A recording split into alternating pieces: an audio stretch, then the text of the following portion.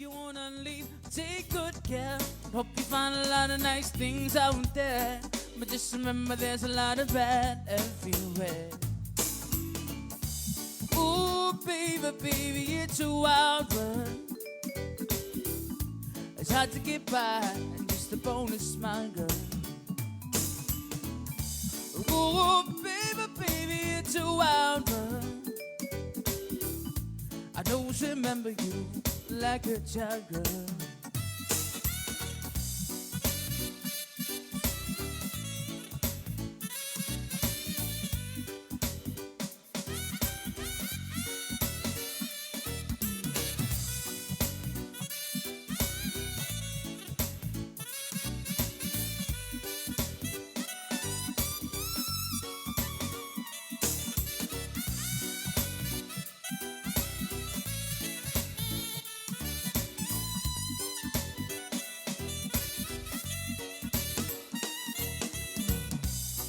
Seen a lot of what the world can do, and it's breaking my heart in two. Cause I never wanna see you sad, girl. Don't be a bad girl.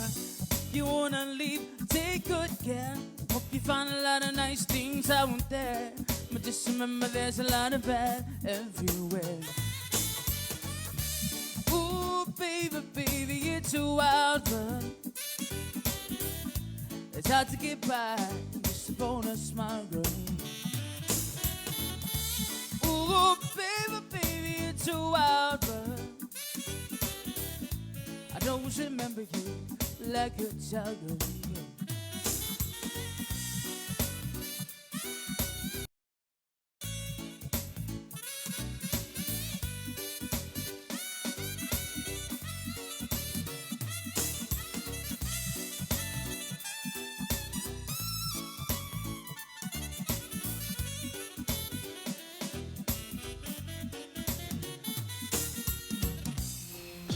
KUAM-FM Hagåtña, Guam. You're listening to The Link with Chris and Sabrina on Breeze 93.9.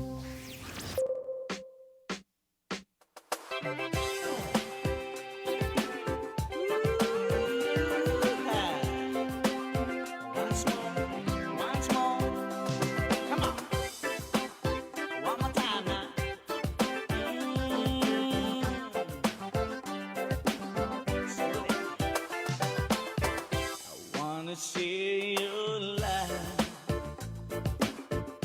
Every minute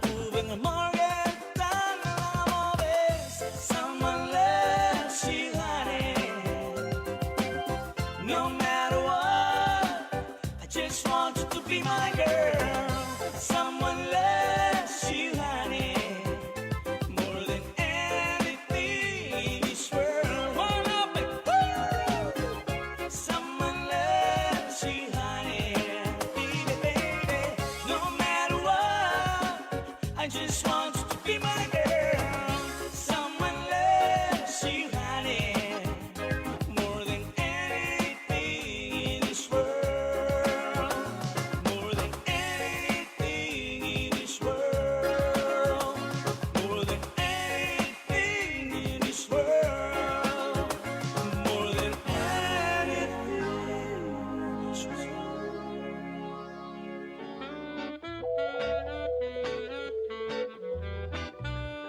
Original music, ladies and gentlemen.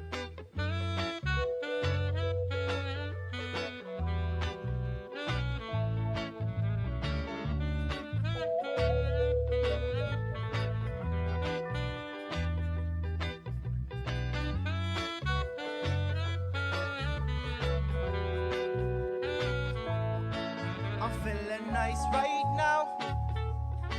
You know the mood is ringing. You see, you're all a temptation, a positive statement on what is good. Don't like the groove too fast. See me like it nice and slow. With a skanky little bassline that'll make you move your waistline. So show me, oh, you know, na na na na na, rock steady. Said, won't you rock steady? Oh, come on, rock steady. Oh, love, rock steady. Woman, come on, na na na, rock steady. Said, won't you rock steady? Oh, please, oh, rock steady. Said, won't you rock steady? Woman, come on, no, no, no, no, no. Let's get on the dance floor, move your body left and right. Hold you so close and girl, I hold you so tight. Feeling on your curves and all over your waistline. So yeah, I'm feeling tonight. Girl, you know you got me in a trance. So hypnotized by the way you dance. Oh, you got me feeling like I had no chance to be your one and only romance. So for now, alright. Steady. Said, won't you rock steady? Oh, come on, rock steady. Said, won't you rock steady? Woman, come on, na na na, rock steady. Said, won't you rock steady? Oh, love, rock steady.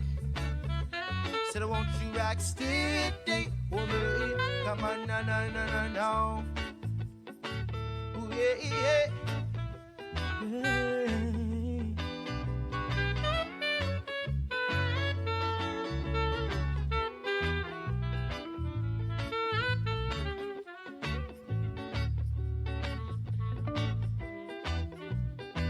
Yeah.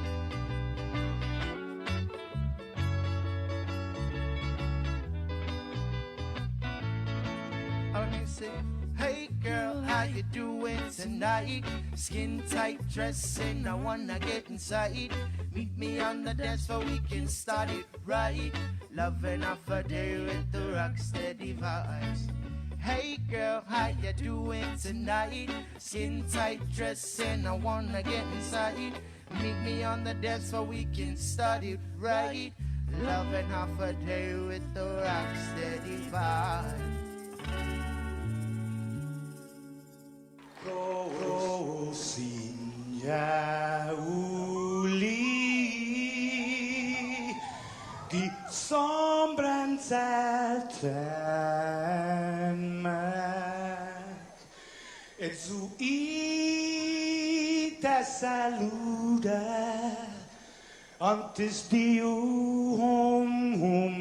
niga Radzaudzan malak estrezas durante in todo il memu a nogi distancia como kupugi palu zaniman malak guafi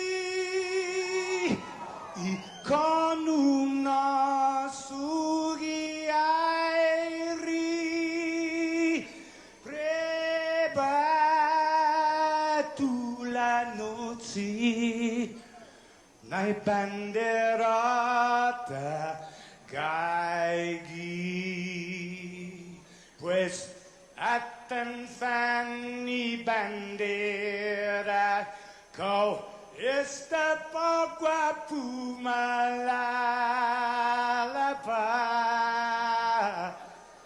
giluk tanu man libri, sentami ti man ko badi.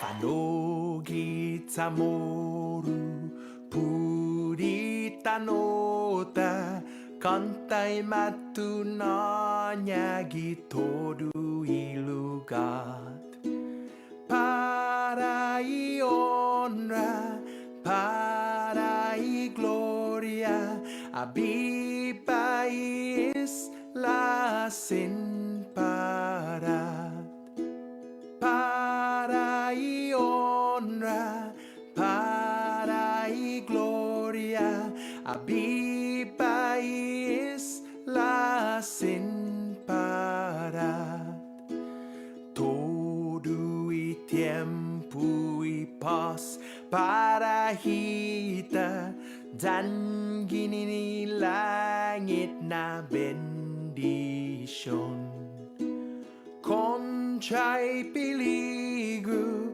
na fan sofuham Zeus protehis languahon Conchai piligu na fan sofuham Zeus protehis languahon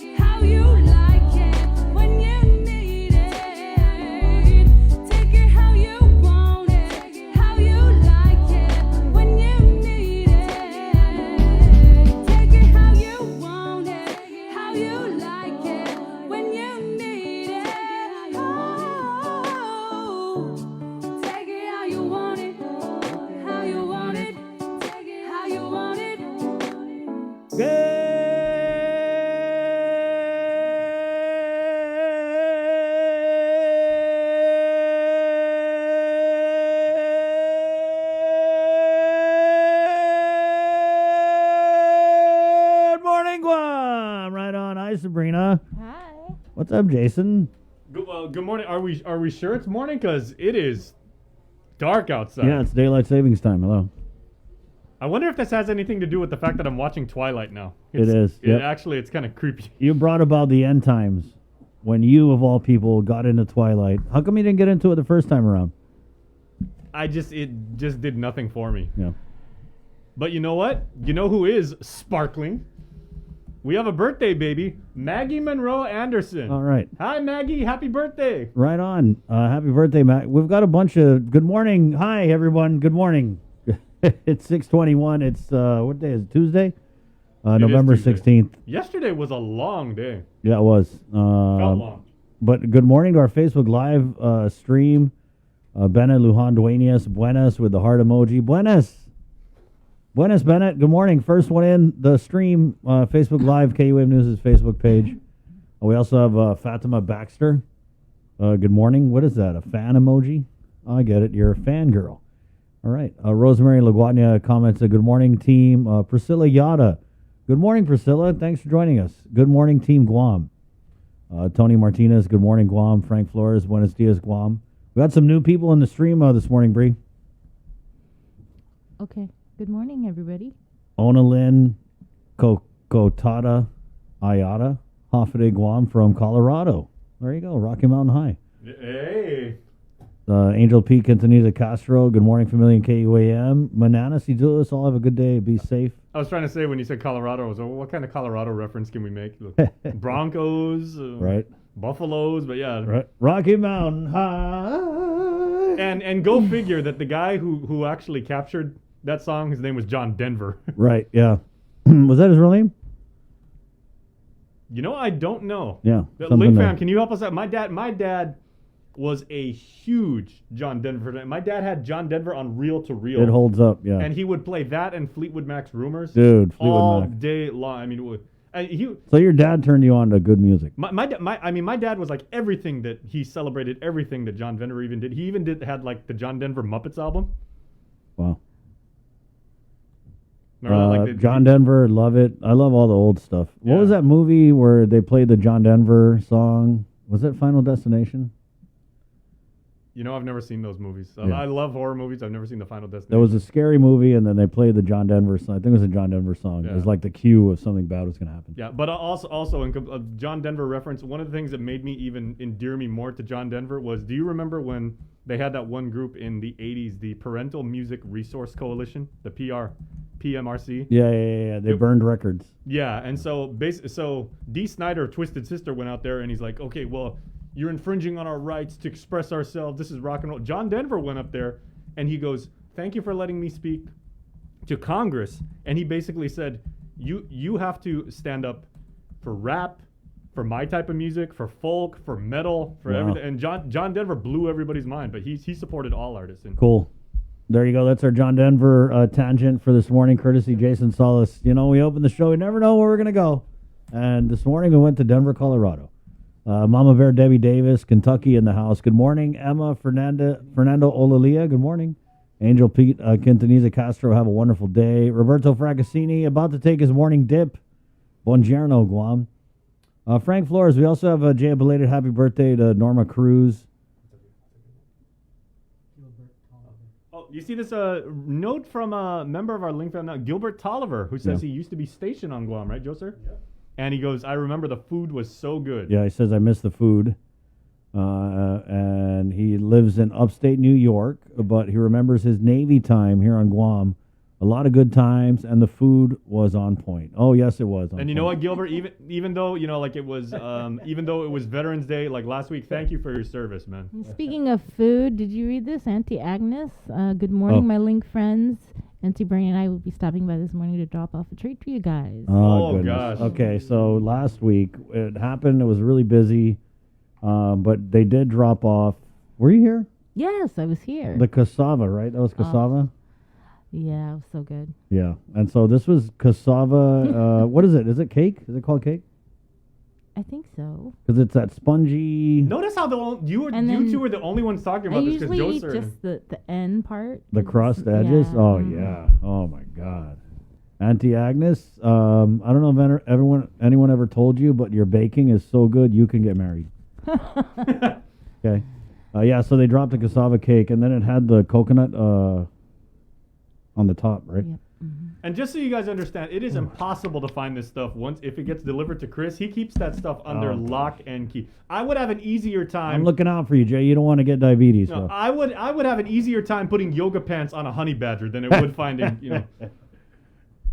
Okay. Hey, speaking about diabetes, by the way. Well, sorry, Sean Gumatata, of course, our ad hoc fact checker goes, oh, John Denver's real name is Don Deutschendorf. Oh, wow. So that's why he called himself John Denver. Yeah. Bev Test J Solids, Hoffaday from Chalampago, Iade, today's road, get it? Frank Lucille, Nettie Dog, good morning, KUAM family. Dean Liza Castro, good morning. Good morning from Inalahan. Reggie Sosa comments in, Hoffaday, good morning, Team KUAM. Everyone, stay safe. We had here, I didn't see this. Did you guys see the Facebook blogger Drew Binsky at a layover in Guam did a video? Yeah, okay, actually we did cover that. Andrew Talai, good morning from the border of urban and rural Dedido. The border of urban and rural Dedido. Is that like Swamp Road?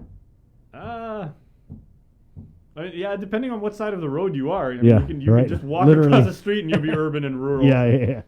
It's 627. The link is probably brought to you by Pacific Points, Calvo Enterprises, IT&E, and Jack in the Box. I'm in the mall. I'm in the jungle. Right, for real. I'm at the mall.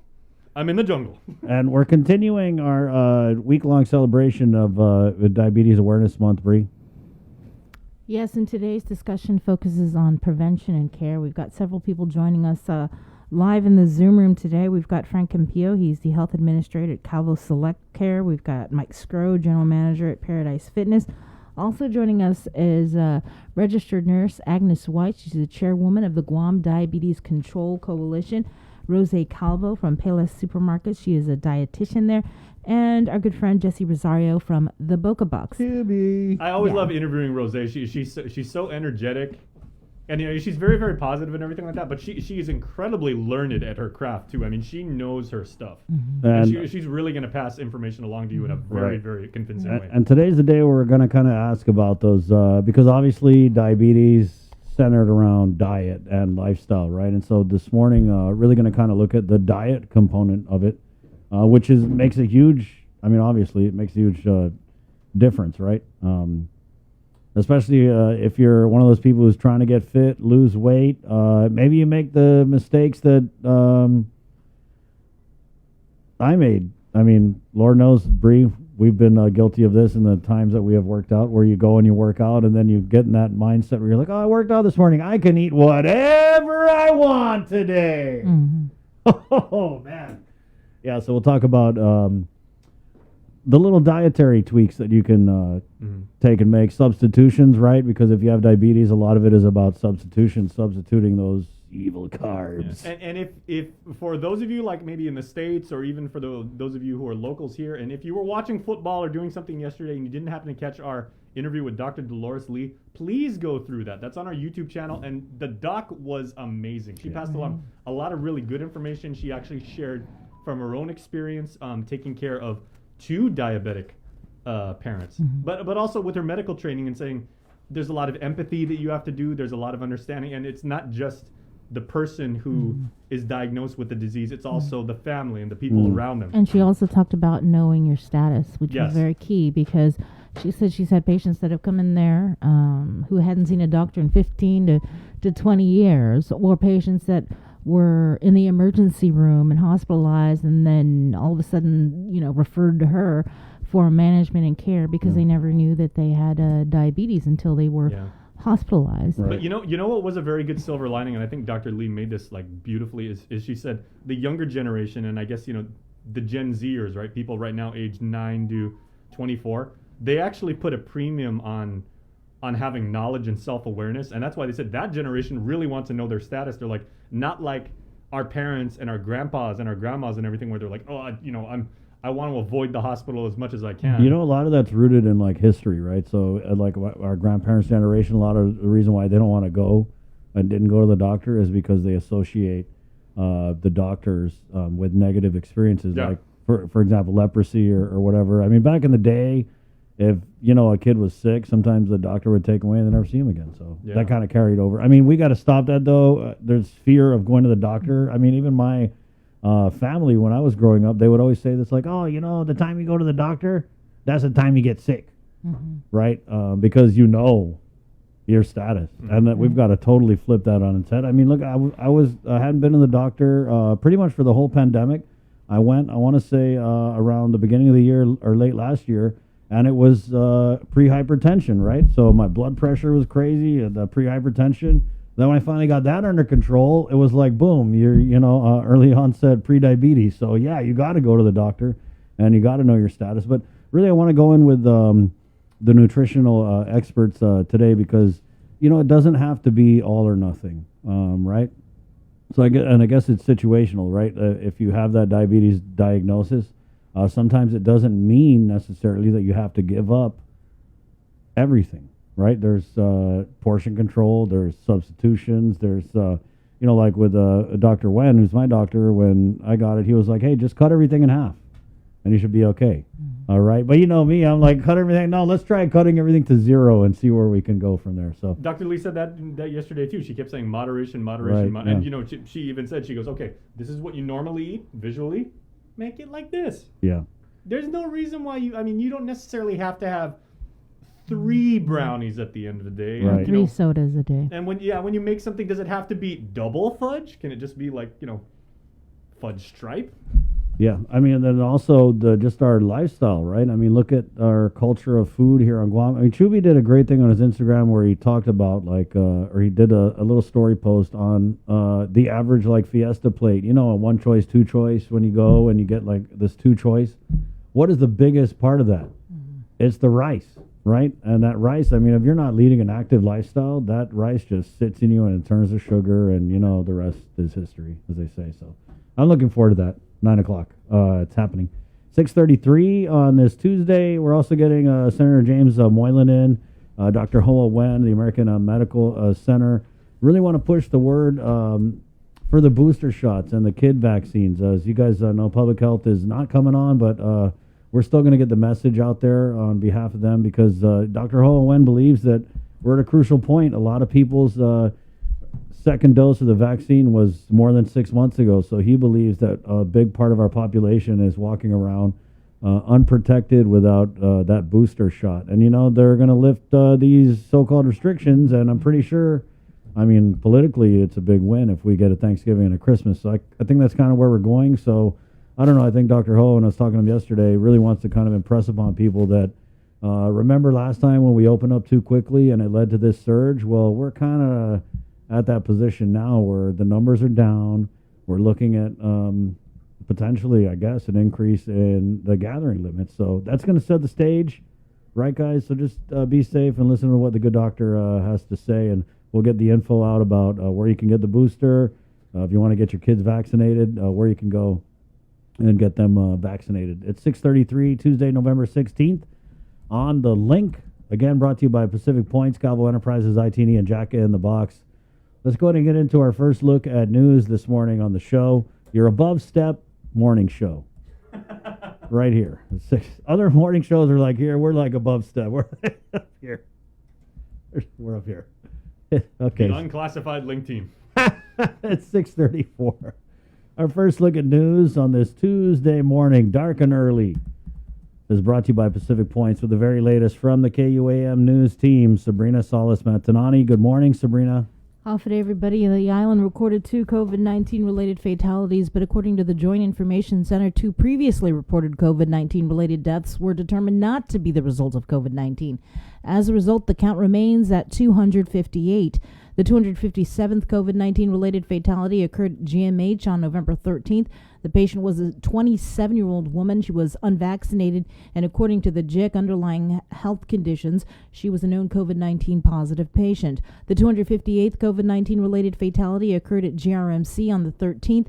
The patient was an 83-year-old woman, unvaccinated with underlying health conditions. She tested positive on October 24th. 30 people now hospitalized for COVID. 5 are receiving ICU level of care. 2 are on a ventilator. Out of the 30 hospitalizations, 17 vaccinated and 13 unvaccinated. Public Health reports 29 additional cases of COVID-19 from tests conducted between Friday and Sunday. These include tests conducted at private clinics. To date, there have been a total of 18,942 officially reported cases of COVID, 258 deaths, 1,768 cases in active isolation, and 16,916 recoveries. The CAR score continuing to fall. It is now at 3.9. As of November 14th, a total of 124,610 of Guam's eligible population, this is 5 years and older, is fully vaccinated. As for booster shots and or the third dose of the vaccines, the following have been administered: 13,451 doses of Pfizer, 6,695 doses of Moderna, 167 doses of Johnson & Johnson Janssen. Free vaccinations are being offered today at the UOG Calvo Fieldhouse. That is from 11 a.m. to 5 p.m. and at the Southern Region Community Health Center in Inalahan from 10 a.m. to 6 p.m. A village booster clinic is also being held today at the Dedido Senior Center from 8:30 in the morning to 1:30 this afternoon. And free COVID-19 testing continues to be offered at the Old Carnival Grounds in Tidzin from 8 a.m. to 12 noon. The CNMI reports that 4 more people tested positive for COVID from contact tracing on November 14th. There are now 53 active cases and 0 hospitalizations. Of the 102 cases identified since October 28th, 75 were found through contact tracing, 18 through community testing, and 9 via travel testing. A total of 115 tests were conducted on the 14th. The total case count in the NMI since March of last year is 393. After a 4-hour board meeting, the CNMI public school system voted to resume in-person learning on Monday, November 29th, and not yesterday as previously announced. In a statement by Acting Commissioner of Education Eric Magofnia, he says that health and safety are paramount, and while PSS is ready to welcome back students with a high standard of precautionary measures and care in all our schools, we acknowledge and recognize the voices of our key stakeholders. Online learning, grab-and-go meal services, and school-based antigen testing continues.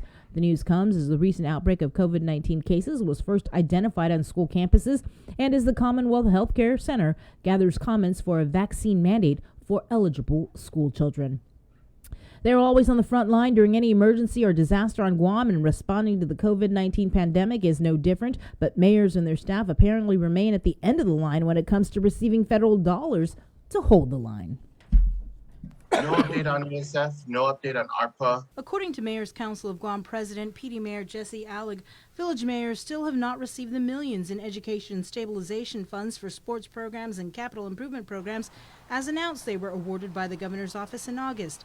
They've not received one single penny from American Rescue Plan funds the governor's had for months, and still no COVID differential pay in so long the mayor's lost track. Oh gosh, I can't confirm the actual date. It's been several months now. The lack of funds has already had one village mayor having to cut back on providing distribution of meals from Manumco because one of his 2 vehicles broke down, and lack of funds to keep up with paying for the rising cost of fuel.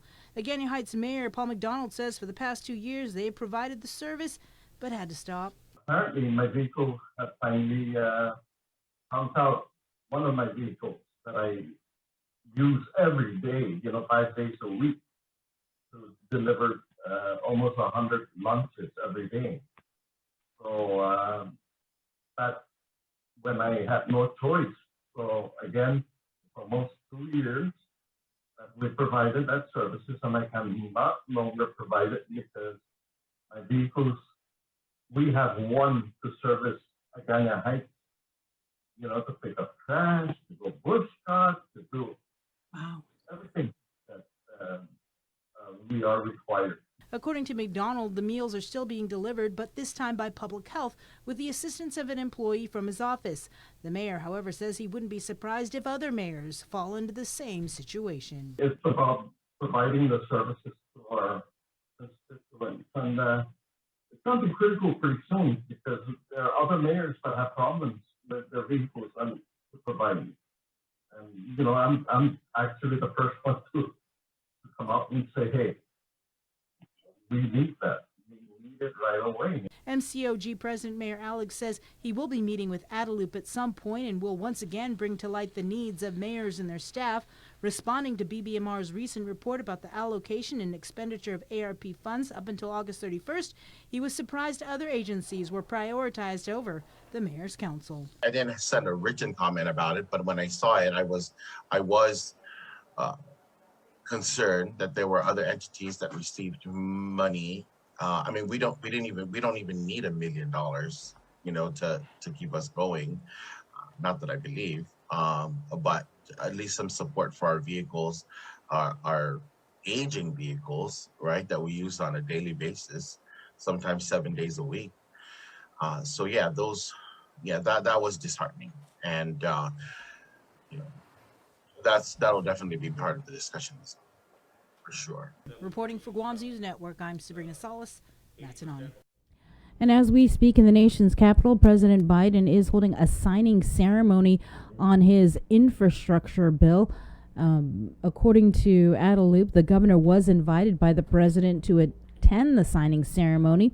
She's now on the White House lawn to witness the event. In the meantime, the other big piece of his legislative agenda, the nearly $2 trillion spending plan, is still being hammered out amongst Democrats in Congress. And all of this comes as Americans are spending more themselves for everyday items, and that could be impacting the president's popularity. With more now is Skylar Henry. President Biden will sign his more than $1 trillion infrastructure bill into law this afternoon. A bipartisan bill signing ceremony for his bipartisan infrastructure deal, where he will be joined by members of Congress who helped write the historic bill. The bill includes billions for physical infrastructure, such as America's roads and bridges and public transportation. It also modernizes and expands the broadband infrastructure and includes $55 billion in clean water investments. The president has picked former New Orleans Mayor Mitch Landrieu to be in charge of coordinating where and how the money is spent. We owe it to the American people to make sure the money in this infrastructure plan will be able to be used for purposes it was intended. Polls show that the infrastructure bill is very popular with the American people, but the president's own popularity is at an all-time low as inflation takes hold in the country. When gas rises, averages now over $3 a gallon, and some places quite a bit higher, Americans notice it, and it makes a difference. White House advisors say passing the president's nearly $2 trillion Build Back Better plan will actually help lower inflation. It makes these investments while actually offsetting them by increasing taxes on corporations and wealthy individuals. Massive tax and spending bill, which is going to harm American families. People are going to pay higher prices. There are going to be higher taxes. And of course, we're going to see an increase in the debt. The House is expected to vote on the plan this week. Skylar Henry, CBS News, the White House. Again, a bill signing ceremony is being held as we speak. Governor Lulian Guerrero is in attendance on the White House lawn. Now, as we reported, according to Congressman Michael St. Nicholas, the bill contains increases in highway funds from $17 million to $45 million, increases in transportation grant pools for more buses, and funding to expand broadband access for families and address water infrastructure issues. With more news now, here is Jason. This news update is brought to you by Pacific Points. Do more, get more. The president's expected to sign an unprecedented $1 trillion infrastructure bill Monday in Washington. The measure is seen as a signature part of the Biden agenda, meant to jumpstart the economy by rebuilding America's crumbling bridges, roads, and rail systems. It's also going to include at least $193 million for a wide range of Guam projects. Democrats provided a preview of what's to come during a virtual town hall meeting last week, led by President Biden and Democratic Party Chairman Jamie Harrison. We just passed a monumental piece of legislation. It's going to create millions of jobs, and that's not just Joe Biden saying it. That's everyone from Wall Street to labor saying it. We're going to modernize our public transit and repair our roads and bridges. This isn't some far-off thing. There's a good chance we're going to put folks to work filling potholes and upgrading railways in your community. According to a release from the local Democratic Party, Guam will receive some $100 million to upgrade roads, $11 million for public transportation, and $25 million for improved access to broadband internet services. The event was also meant to drum up support among the party faithful for Biden's other signature project, the Build Back Better agenda. For those families struggling to afford child care and elder care, our Build Back Better plan will be life-changing. For those 2 million women who can't get back into the workforce right now because of things like child care, this will get them back to work. But there's more. There's universal pre-K for every 3 and 4-year-old child in America. It's going to increase academic achievement in all children, get more affordable health care and lower prescription drug costs. And all this is paid for by raising taxes on big corporations and the very wealthy. In addition, according to Congressman Michael St. Nicholas, there's also a provision for $345 million in assistance for a new hospital complex on Guam. House Democrats are expected to take a vote on the Build Back Better plan as early as this week. For Guam's News Network, I'm Nestor Lecanto. Public school students can expect to return to campuses for a full 5 days of in-person instruction by December 1st. GDOE Deputy Superintendent of Operations Erica Cruz confirmed with KUM News that students can expect to resume week-long face-to-face instruction in a couple of weeks. So we do plan on having our high school start December 1st. We are planning our stakeholder meetings with our teachers as well as our parents this week. For the elementary and middle school, it is actually when they return from Christmas break. So in January then? That would be, the first week of January. I believe it's January 3rd, if I'm not mistaken. On December 18th, the agency will hold an info meeting with employees regarding the return. Then the next night, the department will host a virtual info meeting with parents to discuss the resumption's plan of action. It's also going to be live streamed on their Facebook page. An off-duty officer with GPD was placed on administrative leave after being involved in a car crash. Agate precinct officers responded near Polaris Point just before lunchtime Sunday morning. A truck driven by 24-year-old Jose Uggan, also a GPD police officer trainee, was traveling north. When attempting to change lanes, he struck another vehicle, flipping multiple times while the other vehicle struck a concrete pole. Uggan was injured, and according to a magistrate's complaint, the medic stated that he was conscious but not verbal on site. When being placed in an ambulance, Uggan allegedly kicked one of the medics in the groin and slapped the other in the face. Uggan may have been under the influence of alcohol during the time of the crash. Upon being interviewed, Uggan allegedly told officers that he was unconscious, and when regaining consciousness, he thought he was being attacked. Uggan was charged with assault on a peace officer and was booked and confined. A traffic investigation is ongoing. A GMH board nominee says she supports relocating GMH. As a public hearing for her nomination, Sharon Davis was asked if she favors the proposed move to Eagles Field or keeping the hospital at Oka Point. She says she has no particular preference except that it be more accessible to the island community. I like that it's in that area. I think it's going to be easier for our friends from the South to come up, as well as it's kind of centrally located. One of the jokes I make, Senator, at the board meetings is that if we leased the property that we're currently at and use that to fund the new hospital, I think that we'd be in great spot, especially with the price of real estate now. So I've never I think it's a beautiful location where it's at right now, but I don't think it's practical for what our community really needs. The governor has been working with the Navy on a lease for Eagles Field, but original landowners have raised concern that the land should be returned to them or they be provided with compensation. Speaker Terlahi has scheduled an oversight hearing with the Ancestral Lands Commission and Land Management on the status of recent or pending transfers, deeds, or licenses between GovGuam and Uncle Sam. Let's get back now to the look. This news update is brought to you by Pacific Points. Do more, get more.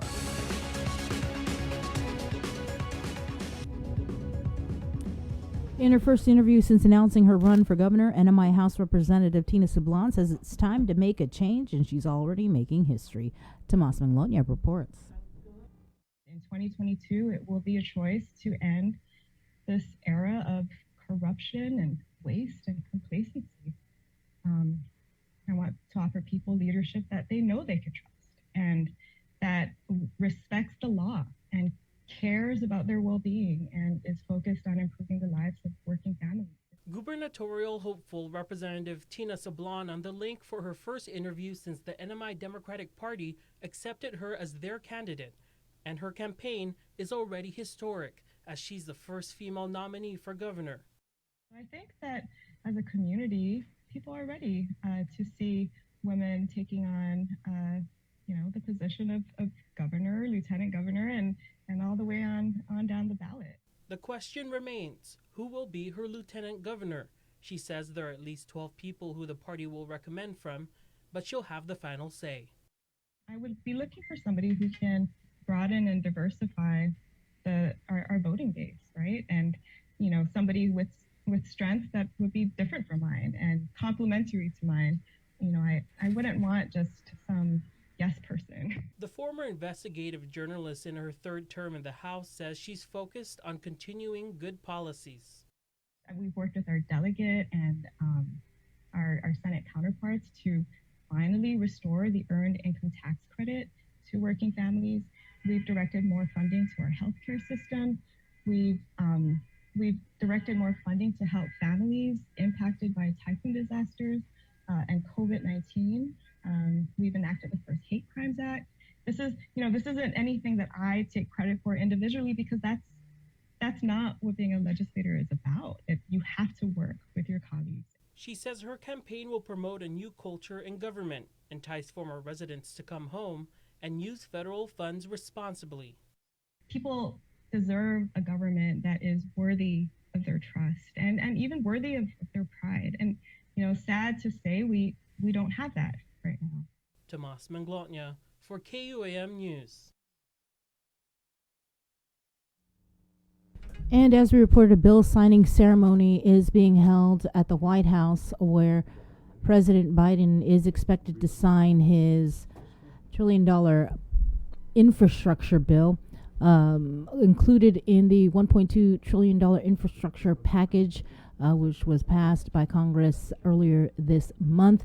It calls for investing of $110 billion for roads, bridges, and major infrastructure projects, $40 billion for bridge repair, replacement, and rehabilitation, $16 billion for major projects that would be too large or complex for traditional funding programs.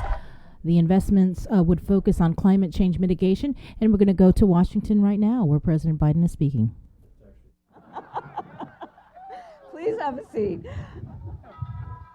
President Joe Biden, Speaker Nancy Pelosi, Majority Leader Chuck Schumer, Cabinet members, Congress members, governors and mayors, and my fellow Americans, this is an historic day. In the middle of the Civil War, President Abraham Lincoln started construction on the Transcontinental Railroad. In the middle of the Great Depression, President Franklin Roosevelt finished construction on the Hoover Dam. President Dwight Eisenhower signed the National Interstate and Defense Highways Act in the middle of the Cold War. And today, President Joe Biden will sign the Infrastructure Investment and Jobs Act into law. Indeed, is an historic day today. From the very start of our administration, we were determined to follow through, not just on our promise to invest in our nation's infrastructure, but on the promises that the American people have heard for years now. And we would not be here today were it not for your leadership, Mr. President. From the very start, you welcomed Democrats, independents, and Republicans to meet with us in the Oval Office. You welcomed ideas. You welcomed debate, all in the service of getting this bill done. And here is what I know to be true, Mr. President. You are equal parts believer and builder. And because you are, we are all better off. On behalf of our nation, thank you, Mr. President.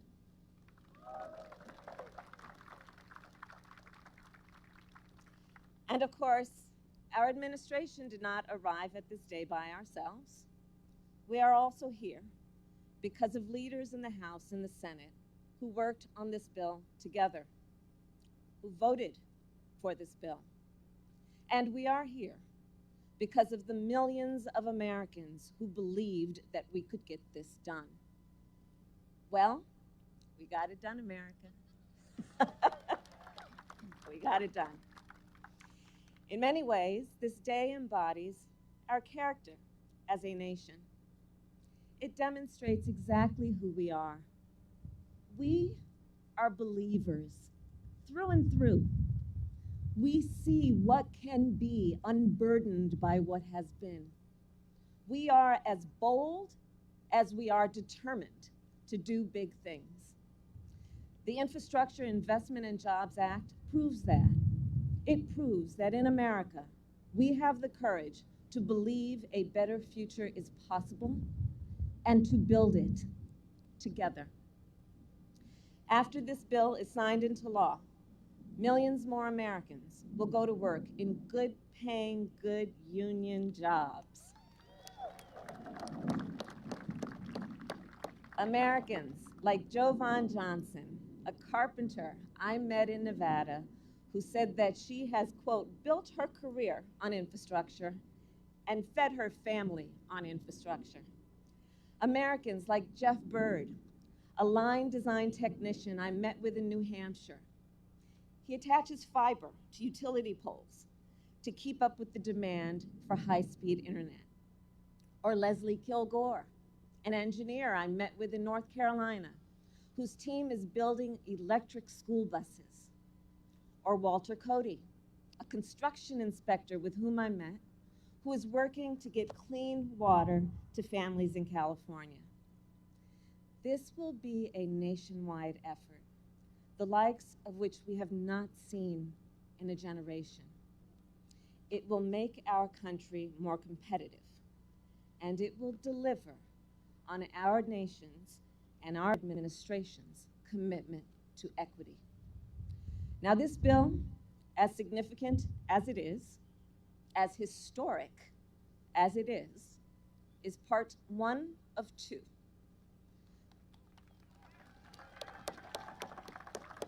To lower costs and cut taxes for working families, to tackle the climate crisis at its core, Congress must also pass the Build Back Better Act.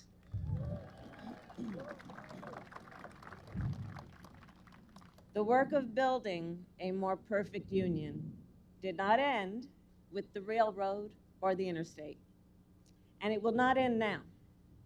So on this historic day, let us all continue to believe in our people, believe in our country, and believe in what we can do when we work together. Thank you all. May God bless you, and may God bless America. Please welcome Heather Kurtenbach.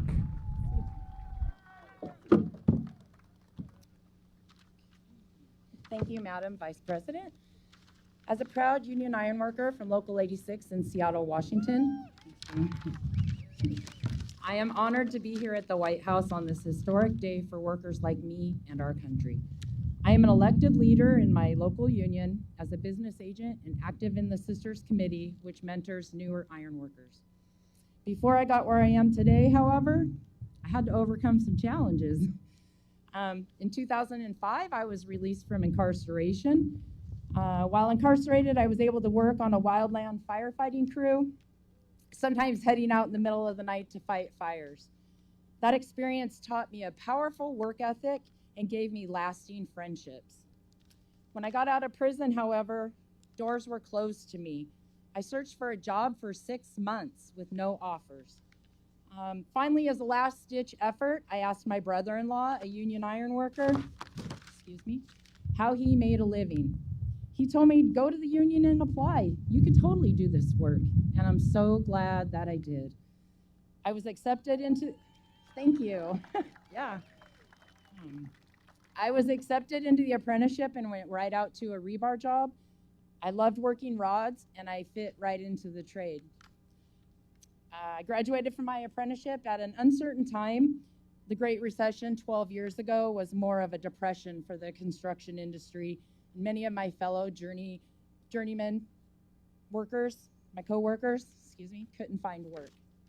Luckily, the Obama-Biden administration passed the Recovery Act that created a vital lifeline of jobs as the economy recovered. Yes. Just like this infrastructure law will do for workers today, enabling them to rebuild America and take care of their families over the coming years. Roads and bridges, rail, transit, airports, water, a whole generation of our nation's infrastructure will be built, creating good union jobs for people just like me. And you are watching the bill signing ceremony being held at the White House, where President Biden, any minute now, will be signing the $1.2 trillion infrastructure bill. Earlier, we heard from Vice President Kamala Harris. Again, the president, any second now, is expected to sign that 1.2 infrastructure bill, 1.2 trillion, excuse me. The measure includes at least $193 million for a wide range of Guam projects.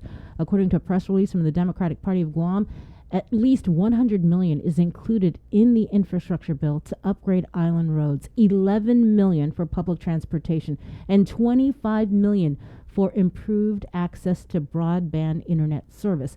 Governor Lulian Guerrero, as you know, she's been in New York City. The Biden administration extended an invitation to her to attend the bill signing ceremony. She accepted, and she is actually there watching the signing ceremony live. So we're just waiting for the president to give his remarks on this historic piece of legislation. Oh, thank you. Thank you.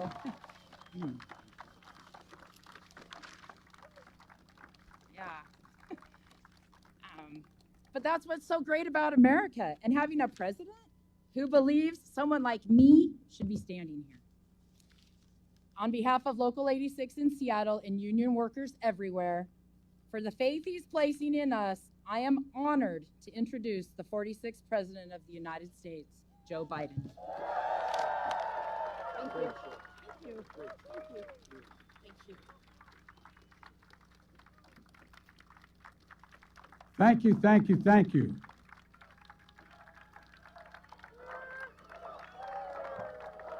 Thank you. Thank you, Heather. Thank you, thank you, thank you. Well, well, thank you. Heather, you thought you're surprised you're standing here. Jill is very surprised I'm standing here. Well, Heather, thank you for the introduction. And I can't look over here because the sun's shining in my eyes, but all this other crowd over here, thank you, thank you, thank you, thank you for all you've done. Look, thanks for sharing this day with us. Why this day matters to you and your fellow iron workers and your families, and you explained it well. For all the folks at home, I know this day matters to you as well. I know you're tired of the bickering in Washington, frustrated by the negativity, and you just want us to use and focus on your needs, your concerns, and the conversations that are taking place at your kitchen table. Conversations as profound as they are ordinary. How do I find work? And how do I get there? How can our small business thrive and our child succeed in school? Or how do we emerge from this pandemic, not just with a little bit of breathing room, but with real fighting chance to get ahead? When we ran for president, I thought maybe I could help answer some of those questions for you and the needs you have. Because every time I'd ride home on Amtrak, I'd go through just north just south of Baltimore. I'd look out and go through a suburban neighborhood. I'd look in all those lights are on in the windows, Nance, and I'd look and I wonder, what are they talking about? I'm serious. I swear to God. What are they talking about sitting at that table? What are they talking about?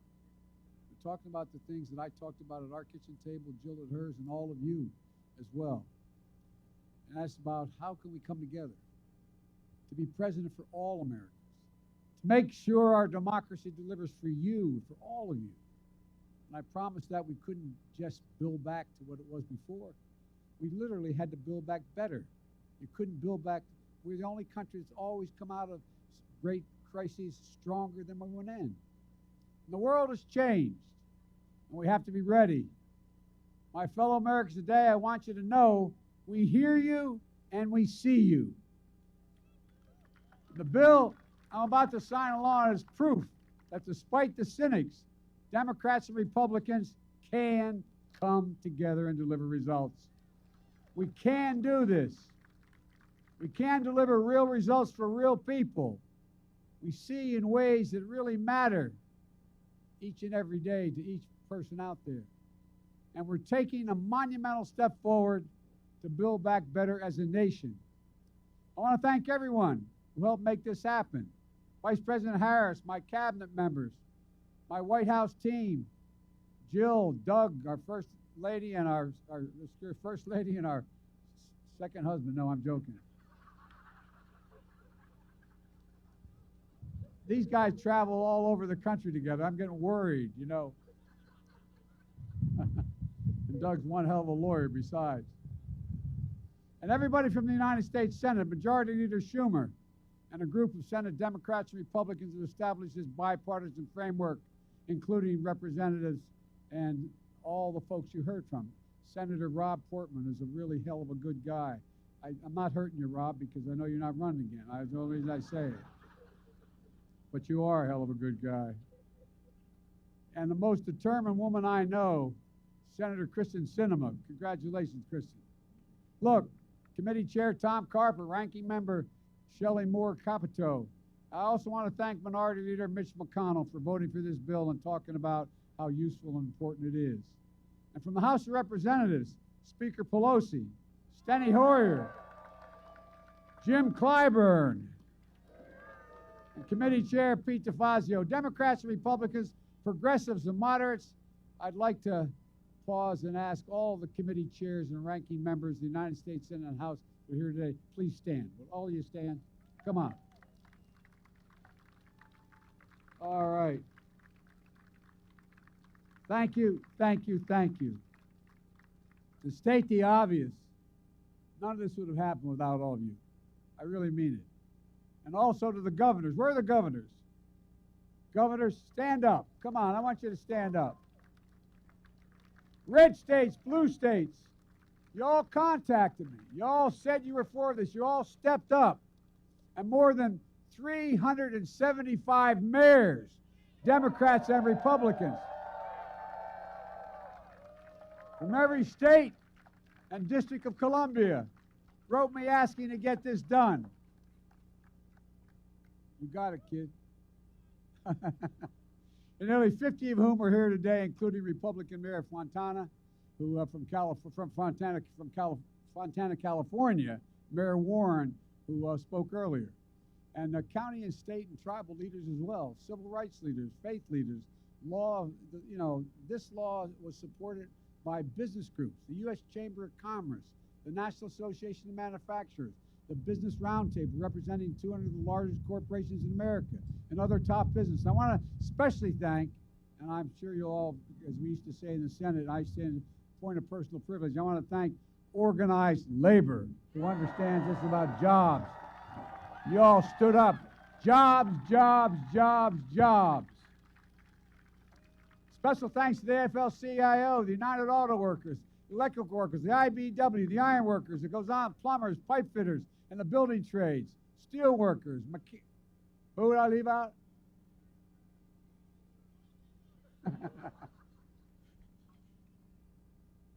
Pardon me? And my wife is a member of the union, the NEA. I'm going to get in trouble. Machinists, so many more. Look, folks, for too long, we've talked about having the best economy in the world. We've talked about asserting American leadership around the world with the best and the safest roads, railroads, ports, airports. Here in Washington, we've heard countless speeches and promises and white papers from experts.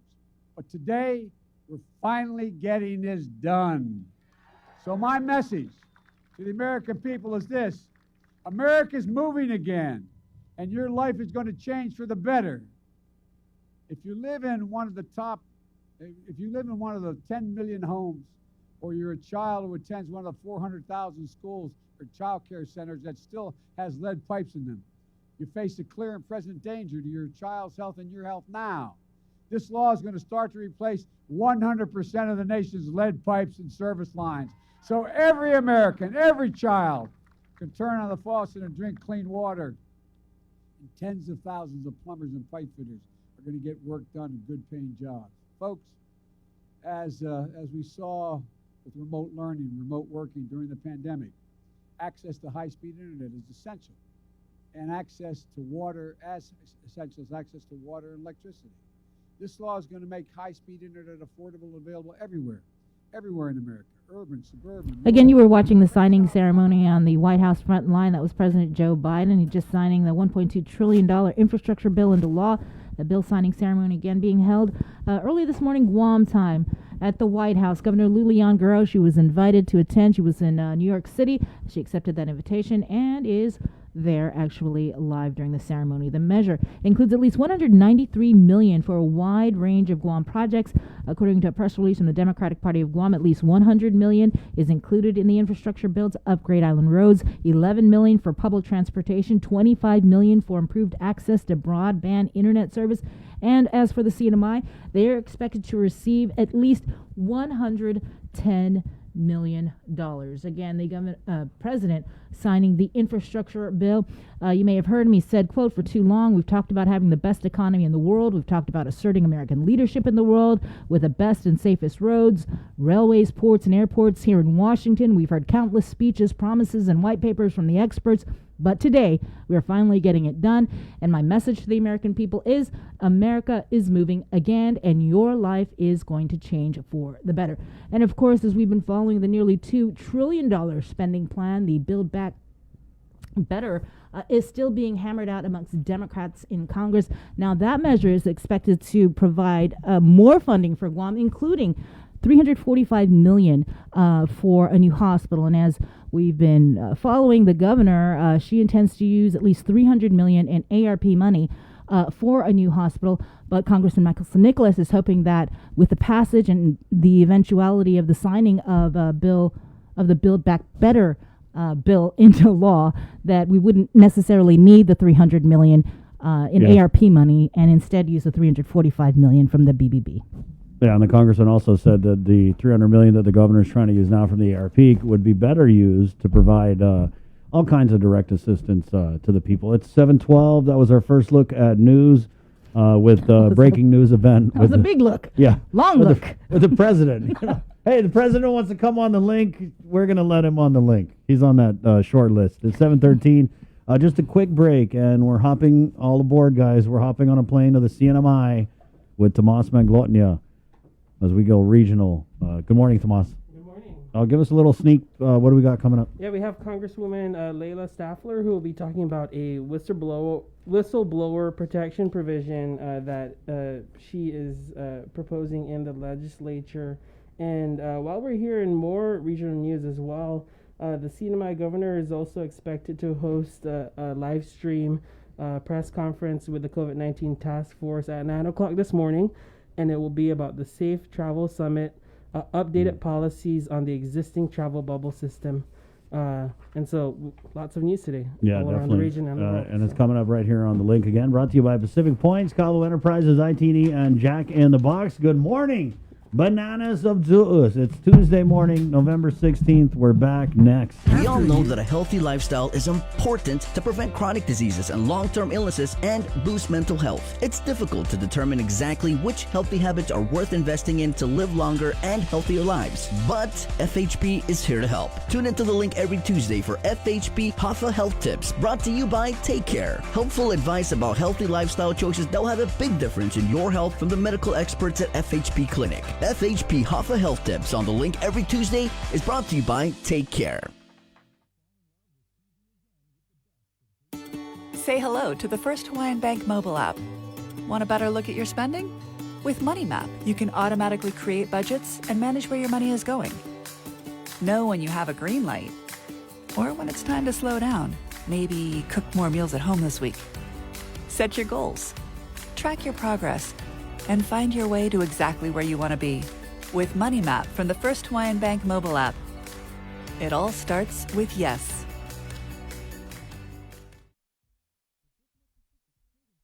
Get the job done the right way by getting the right stuff at East West Rental Center. With years of experience helping builders, we definitely got what you need. Call 646-1463 or visit us in Upper Tumon. Open Monday to Saturday from 7 a.m. to 5 p.m. and on Sundays from 8 a.m. to 5 p.m.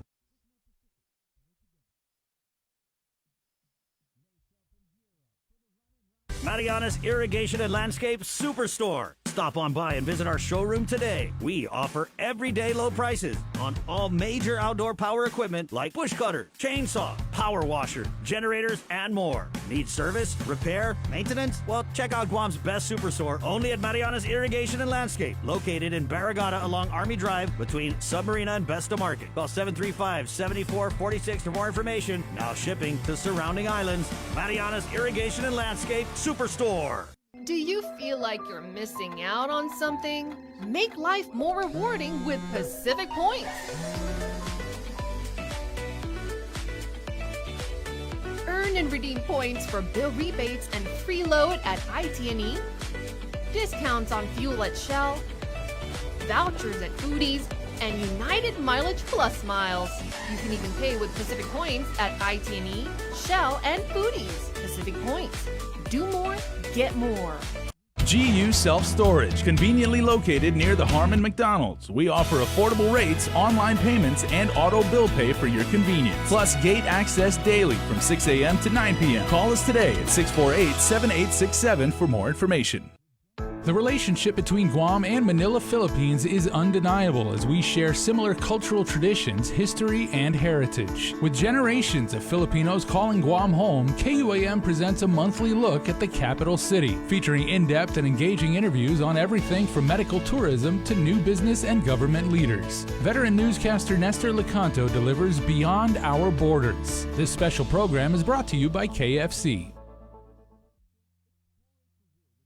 KUAM Communications continues our perpetuation of our Chamorro culture, language, and heritage, with features available to our listening and viewing audience, including streaming of Chamorro music 24 hours per day on Isla Digital Radio on KUAM.com and the KUAM News app. Chamorro News Update, weekdays on The Link and the KUAM News YouTube channel. Conversations about life in our Chamorro language podcast, Cuentos Tapoco, with Kin Conception. Seasonal specials, shows, and other features highlighting the beauty of our language, culture, and history. It's a new era of our continued commitment to our Chamorro heritage. Isla, watch, listen, stream. Viva Isla!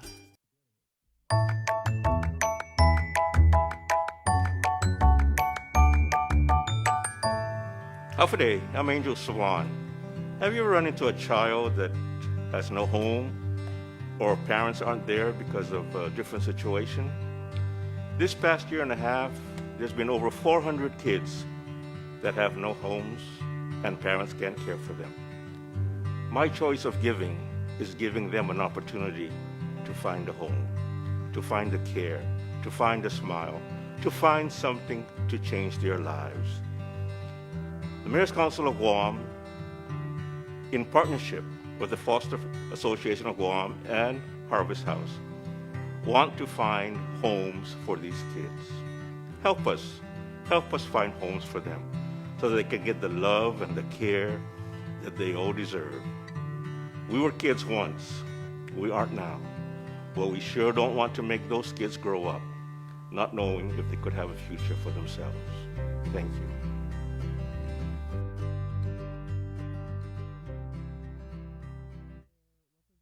Layla Staffler from the House of Representatives is standing by. Good morning, Representative. Thanks for joining us. Good morning. Thank you for having me. And so I know we got you on to talk about the whistleblower protection provision, but we were just talking about some political news before the break. So did you submit your name to be considered for Lieutenant Governor? I think I was nominated, but I did not put my name in the hat. Personally, I kind of feel it's really important to defend the House, so I'm wanting to stay and keep running in my seat so I can continue the good work that we need to do in the House. Yeah, and we know that this is your first time joining us. Thanks again. For those who might be meeting you for the first time, do you mind just introducing yourself a little bit? I know I've known you as a former educator, or you continue to be an educator. I know that's really important to you. So yeah, for those who might be meeting you for the first time. Sure. Well, my name is Layla Havea Fleming Clark Staffler. I actually grew up in Guam for the beginning of my life. I was in Guam until about fourth grade, and then I moved to Tinian, and then I was there until I graduated high school, and then I went to college. And after I graduated college, I became a teacher. So I taught for a few years on Tinian, and then I moved to Saipan, and then I've been here for the last 17 years. I've been a teacher, a coach, an advisor. I kind of like to get involved, so I became an administrator, eventually becoming a principal. And in that work, I've worked with a lot of students, young people, and families especially. And so I wanted to try and do this kind of work and help more families. Awesome, amazing. And I just know I've known you as such an active educator in the community, always teaching us lessons. We're very proud of you, Tomas. Thanks, Representative. And I just wanted to, Chris, did you have something? Did you want to add something? No, I just I wanted to go kind of just provide a little context. So if you're just joining us now, obviously in the CNMI, it's pretty hot right now politically. You have the lieutenant governor who has broke from the sitting governor, Ralph Torres, and announced that he's going to be running for governor in the next election. And then you've also got Representative Tina Sablan, who came on yesterday in the first interview since she confirmed that she's going to be running as a Democrat. Yeah, and so with our recent coverage of the special election as well, the Democrats have a block in the House now that right. And so when you asked Representative Staffler about whether or not she was going to be the number 2 to Representative Tina Sablan's gubernatorial ticket, and she talked about preserving the House. The Democrats have the majority, right? I believe it's Representative. Is it a 10 in the House right now for the Democrats? Yes, 10 in the House, and so it's a narrow majority. So that's partly why I really feel it's important that we defend the House in addition to expanding our reach. And so we are looking for interested people to run with us. And I know one thing the Democratic Party is looking for is getting those who are active community members, maybe not, quote unquote, a traditional mainstream politician to join their ranks as well. And so yes. I think it's a trend we're seeing across the nation. I wouldn't consider myself a politician, so you don't have to consider yourself a politician if you want to run. And Another thing that's shaking things up in the CNMI, Chris, is a bill that Representative Staffler introduced, which is the act that shall be cited as the Commonwealth-wide Whistleblower Protection Act of 2021. Representative, what's the status of this, and can you give a little background on why you introduced it and what its purpose is? Absolutely. So background on why. When I originally got into the House, I was trying to figure out what are ways that I could best help people in their current situations and just keeping an eye on all the things that are happening. I looked up the whistleblower law statute just to see what is it, to see how it applies right now.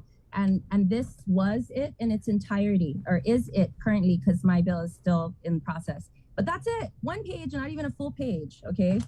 And it only really was applicable to making a complaint or information to the public auditor. It didn't really expand beyond the public auditor for waste and abuse of collection of funds. It really doesn't have anything protecting people who are working for the government.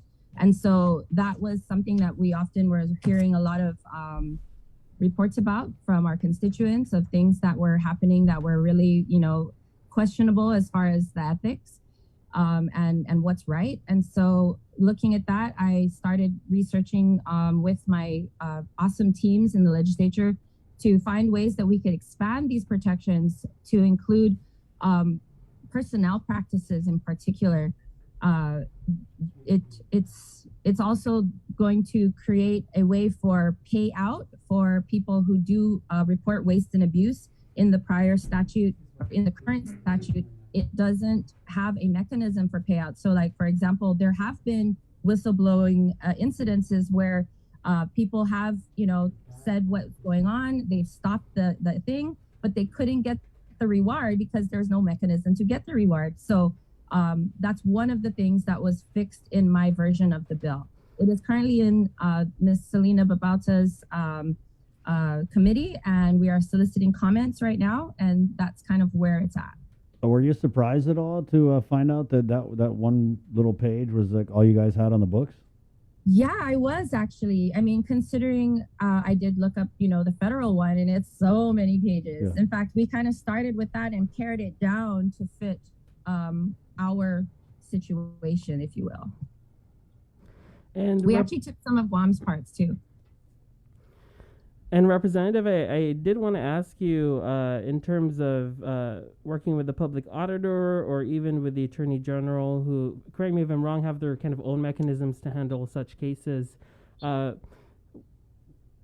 What's your take on that? I know that in my reporting it can be difficult to get information even just from the public auditor and Attorney General. I mean, given if it's an active investigation or case or whatnot, but. Is this something maybe more proactive, do you think, or what's your take on the agencies that you're going to have to work with here? Well, I have sent the bill to them for comment, so they are actively reviewing it right now, and I'm waiting for some of their responses. I did get one response back from the Office of Personnel Management, and they gave some recommendations that they felt would make it stronger. I've heard of different people who have read it in the media so far, on Facebook. And they've given some comments too that they would like to see it expanded. So for that, I would say that I know that one of the things the Democrats are working on with Rep. Tina Sablan actually leading this part is looking at how we can change other parts of our labor laws to offer more protections. But for this in particular, it tries to expand personnel retaliation and retribution that happens in personnel practices in particular. That's where we see a lot of things happen, especially in the political season. And so this would be another layer of protection for people to not be forced into doing things they wouldn't want to do just to keep a job. And how many people would this cover? This is government employees only as far as retaliation in the workplace. This bill does allow for any person in the community to report any waste and abuse of public funds. So that's open to anybody. But if you're employed by the government and you have retaliation by your supervisor, then that's what you would be protected by. Or this would protect you. And Representative, just real quick, I wanted to ask you, what are some examples of past retaliations? You've referenced them. Are you able to provide some examples? Absolutely. Specifically in here, it doesn't allow to be transferred without reason. So, for example, we hear a lot about the use of transferring in departments as a form of retaliation. Maybe you were seen at the wrong party, or you spoke out somewhere, or maybe you made a Facebook post, and the supervisors will place you in a different part of the department that you might not really want to be in. Or what's worse is we've spent so much money investing in our personnel, our human resources, to then have them transfer to another place where their skills are not actually being used. It really breaks morale. It breaks the efficiency and efficacy of the team. And so that's one of the things that it would be prohibited. Another one would be like barring a person from getting a promotion that they maybe would have gotten otherwise because of retaliatory reasons. And also non-disclosure agreements are covered in here. Any non-disclosure agreement that that an agency would apply to their employees has to have a disclaimer that says, even though you signed this in better language, sorry, Kay, but even if you sign this, you still will be able to, give information to the legislature, the attorney general, or the public auditor as a clause. So although there is an NDA, if you are called by one of those agencies, you may say the truth. And I can't help but maybe notice the timing of this all, given that there is an ongoing House committee probe that we have been covering. I believe today the executive assistant, Francis de la Cruz, is expected to appear. Is this in some ways a response to the Republican administration? Well, I would say it's in response to any administration that has taken its employees and used them as pawns in order to further their agenda that is not for the whole people. When you're trying to preserve your place in power by moving people around or by threatening them with their livelihood, it's really hard to feel at peace in your own home. And everybody's just trying to make a living. Everybody's just trying to feed their families. And so I feel like when we go to work, if we're going to like do the work of the people, we need to feel like we have a safe place that is conducive to getting the work done that's for the people. And so I wouldn't say it's just for this administration, because I've been hearing about these practices forever. I mean, I'm not a politician, but I've paid attention. And that's partly why I chose to run for office, because I want to give people options that they can see it's not always just the same old thing. And so that's why I chose to take this big challenge on. And I'm really, really excited and hope to see it go through. But as I've learned in all of this legislative process, things sometimes go slow, sometimes there's road bumps. And if it doesn't pass this time, I'm not going to give up. I'm going to keep pushing this because I think it's really important so that the people can do the work they need to do in the government offices to serve the people that are in our community. Representative, do you think, because just from based on what you just said there, and I know you said it's a slim majority, do you think this measure will have the support to move forward, or do you think it's going to fall like clearly on party lines? I'm fairly certain that we will pass it in the House. I know that we have the votes for the House. It's in the Senate, where I'm not sure how fast it will move and how it will move. I think that the Senate definitely is a changing environment. You know, there's a lot of seats up for a re-election in next year, and so that could be one way to push this. So I'm hoping that the people out there that are watching or hearing about this bill, once it does get to the Senate, I really hope that they'll reach out to their senators, because this bill is for you. And if you think that, you know, this would help you, you need to help me by talking to your senators to tell them that this is important to you so that it can pass through. Because unless it gets through the Senate, it won't go anywhere else. So I know we'll get it in the House, but I really need to work the Senate. I want to ask if this bill had been law, I mean, let's say just 3-4 years back, do you think that we'd be in this situation now that we're in with Governor Torres and the probe? Wow. I think that if this had been law, I guess I really don't know. It's hard to speculate. I mean, I think people are still going to do what people do and try and find their ways around. I just feel like it's important to try and give them as many roadblocks as possible so that the people are not affected, because corruption hurts. All right, there you have it. Representative Leila Staffler from the CNMI House of Representatives. Thank you so much for your time. We hope to be in touch, especially with the progress of this more than one-page bill that you introduced. Yeah. Thank you. Thank you, Representative. Have a good day. Thank you so much. I had a wonderful time this morning. Come back anytime. I'll be back. That's okay. Okay. Did we give her did we apologize? For what? I just want to apologize because I know someone from Guam started the surge that you guys had, and I just wanted to extend our sincere and deepest apologies for that. Thank you. It's really all right. I feel like we're in the best position that we could be because we've had the vaccine since December. We are at more than 80% across the island. Our youth are getting their chance to get their inoculation. And it's really important that we start looking at the world as with COVID as a permanent fixture, at least for the foreseeable future. And so although that did happen, I think if it was going to happen, this was a better moment than any, because we will not see the same devastation that our brothers and sisters down south have felt and across the world. Like, I'm so grateful for how much time we've had to get ourselves, to a place where we're safe. And now that we have that, we got to see what moves on after, because COVID is here to stay and we have to find a way to live with it. Thank you, Representative. Thank you too. Have a great day, guys. Okay, Esther, right on. You gave her the address, right, Tom? I'll pass it. Okay. I'll pass it along. 600 Harmon Loop Road. As a measure of goodwill, the CNMI can send us blueberry bread and a piggy. And she'll probably want one of your flash drives or USB. Right on. Yes, I'll give you one. No problem, Representative.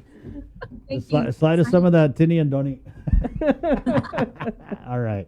Hey, the goodwill continues. You know what I mean, Yeah, Tomas? it's almost Giving Tuesday. So. It is, yeah. Every Tuesday is Giving Tuesday around here.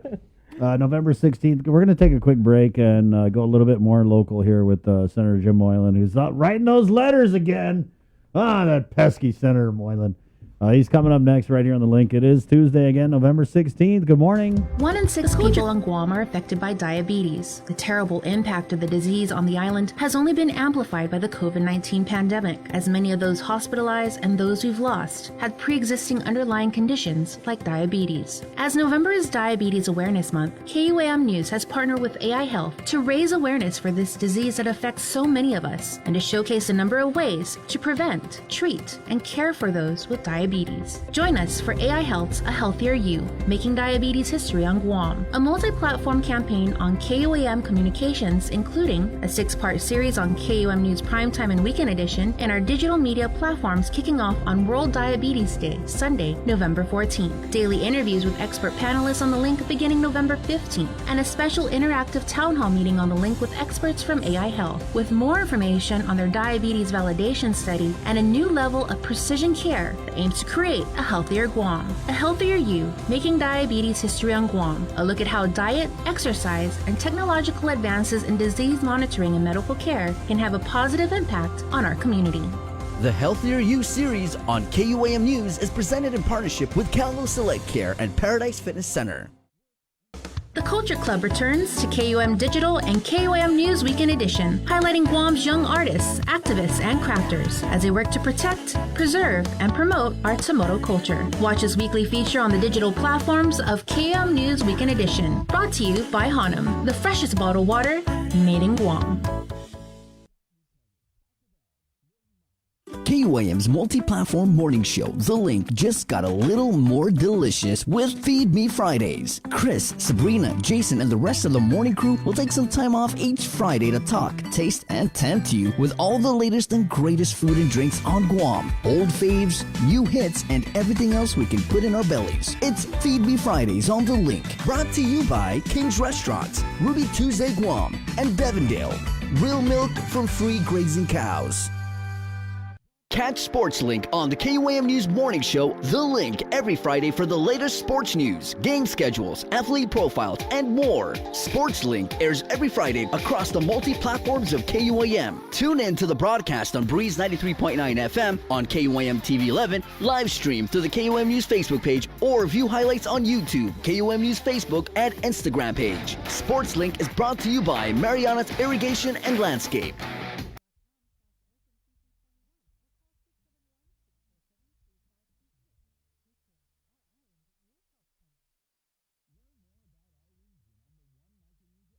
The world of television is more exciting than ever. Don't miss a minute of special presentations from NBC on KUAM TV 8 or from CBS on KUAM TV 11. Every month, we'll bring you the fun and excitement of award shows and red carpet moments, special series presentations, and other great network programs. Brought to you locally by King's Restaurant, Ruby Tuesday Guam, and Docomo Pacific, giving you more reasons to tune in and turn on. Fall in love with TV again with the best from KUAM Communications.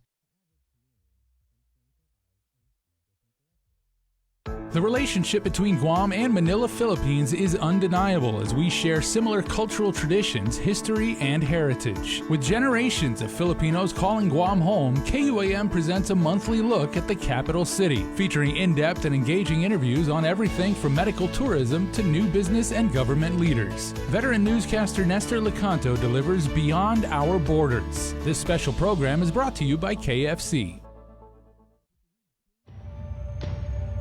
Listen, watch, and learn from the daily Chamorro News updates from KUAM News. Catch them on The Link during the 8 o'clock hour, streaming online on Isla Radio, or on the KUAM News YouTube channel for your convenience. Tune in and stay informed, all while preserving our precious culture through the daily use of our native Chamorro language. Chamorro News updates are brought to you by your familia at First Hawaiian Bank.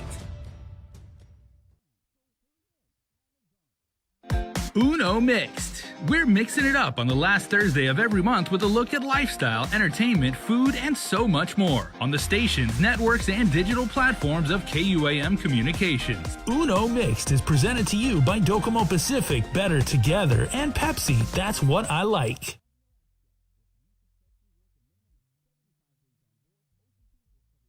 We all know that a healthy lifestyle is important to prevent chronic diseases and long-term illnesses and boost mental health. It's difficult to determine exactly which healthy habits are worth investing in to live longer and healthier lives. But FHP is here to help. Tune into The Link every Tuesday for FHP Hafa Health Tips, brought to you by Take Care. Helpful advice about healthy lifestyle choices that will have a big difference in your health from the medical experts at FHP Clinic. FHP Hafa Health Tips on The Link every Tuesday is brought to you by Take Care.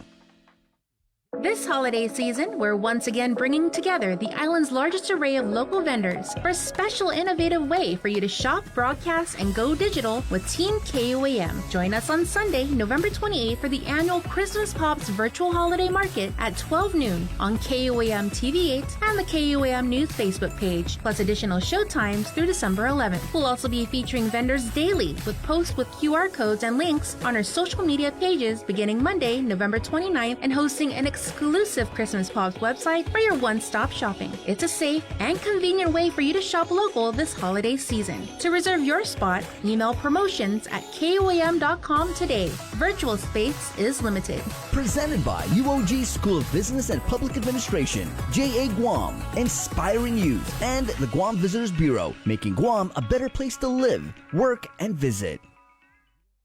Let's get merry during the most wonderful time of the year by making spirits bright. KUAM Communications and Coast 360 want to highlight your decorations and lights by flooding the social media pages of KUAM with your videos and photos. Finish your holiday setup, snap a few shots or video of your delightful display, and send it to us through social media or email them to promotions@kuam.com. Check out our posts every Friday or tune in to KUAM News Weekend Edition for a special montage of the submissions certain to be making spirits bright with every broadcast. Warmest holiday wishes from KUAM Communications and Coast 360 Federal Credit Union. Together, we thrive.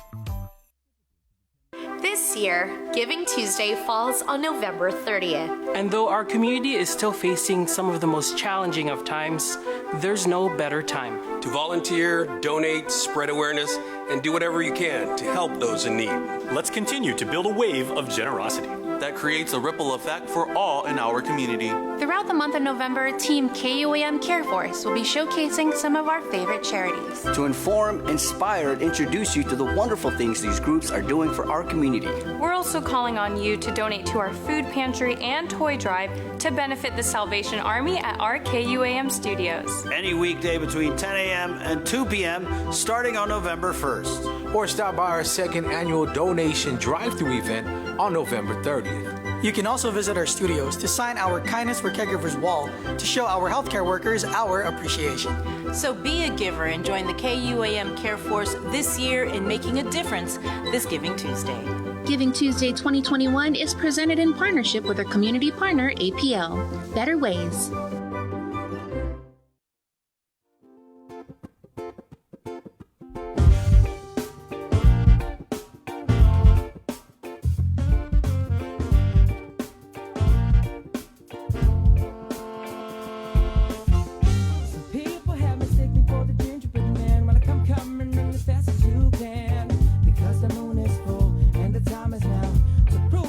To you and show you what I'm all about. What did they say? The Bible likes to play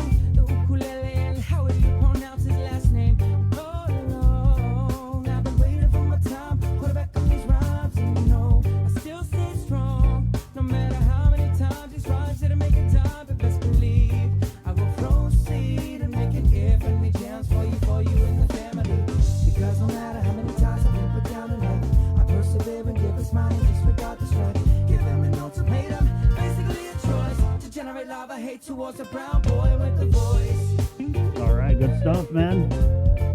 That's Sean Magofnia. I like that little line in there. He goes something like, "Oh, this brown boy can play the ukulele." And how do you say his last name?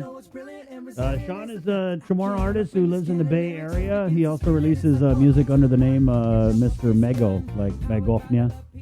That's called That Brown Boy, 7:45. It's Tuesday, November 16th, right here on the link. We did have some comments this morning as we brought you guys Vice President Kamala and President Biden this morning from the White House lawn as the infrastructure bill was signed into law. We did have some comments here. Arthur Dela Cruz comments in our Facebook Live feed. I hope our local government doesn't find a way to squander the money for this big infrastructure initiative and actually deliver what the money is intended for.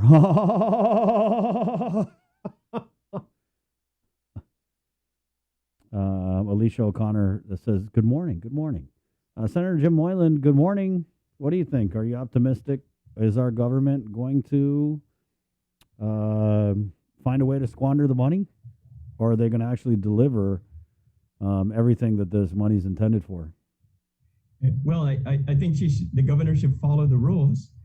And if doing so, then that should be delivered into the right place. I'm happy the federal government signed that into law, and looking forward to that getting into his bank account, of course, and putting it out there as quickly as possible. So now we know it's signed, and hopefully, if you were planning correctly, the governor would already have a plan of action of where she could use this money. But we're still waiting on a plan of action for money that we had since March. So that probably won't happen. But in the meantime, at least we got the co-equal branch of government making sure we got the check and balances going. And considering that money that is coming in, that the president signed into law that will really help our infrastructure, then let's look at releasing more of the ARP funds to put it into the hands of the people so we can stimulate our economy. So the other day, just sent a letter out to the governor reminding her of a bill that we introduced along with my colleague, Senator Chris Duenas. And Senator, is this the? I think I like this one. Is this the everybody gets $5 and $500 in a little card? Yes. Yes. To use just on the island, just on Guam, no offshore shopping. That's it. So right? Stimulate the local economy with the American Rescue Plan money that we have, where it's totally okay to provide direct assistance to the people. What it's meant to be used for. Exactly, Chris.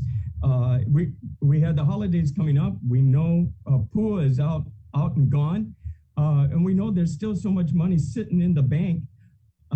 And now we have this additional infrastructure money coming on in from the president. So where is the darn plan that they should have had in place back then to include this present one that we know we had this money coming up? Well, we're probably not going to get it. So what we need to do is what the legislature needs to do is back us with this bill, and let's get a public hearing for it so we can stimulate the economy with this $500 and not wait until the election comes up so they can remember all the great things you did by handing out money when it comes closer to election. Let's get it going. For crying out loud, and I'm not crying out loud, but I'm yelling out loud, really.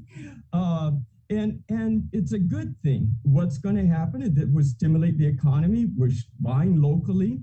We're creating jobs, right, in these department stores. If people would know that this is going to be put out there, people are going to advertise on radio programs and say, come on down, buy your case of special sale, 2 for $1 and so forth, and just really to help folks out, especially for the upcoming holidays, rather than sitting on all this cash with more cash to come on in with no plan in sight.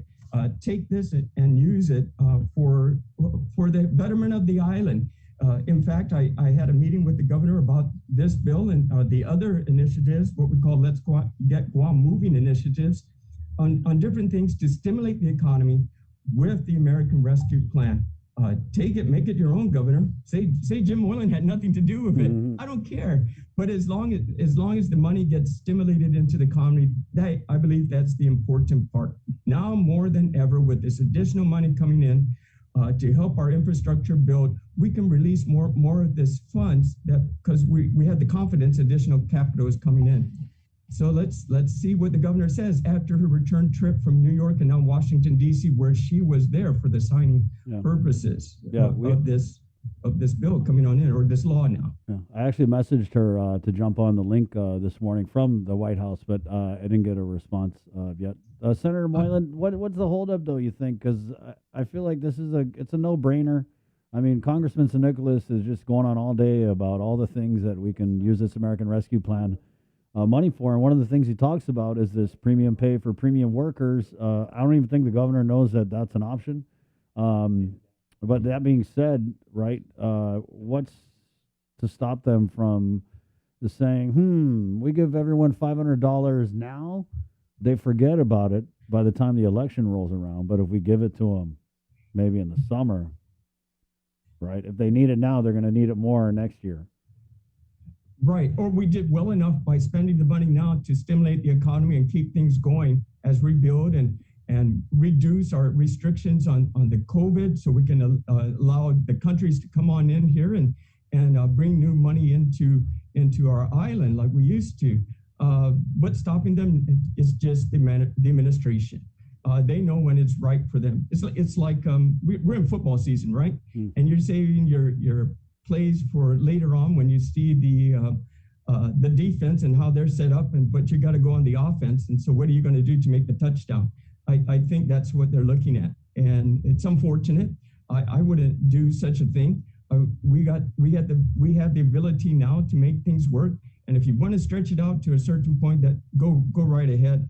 But really, if you're paying out, like for example, the tax refunds, right? And you're giving us all this like we're the best ever. Man, we're paying it out really fast.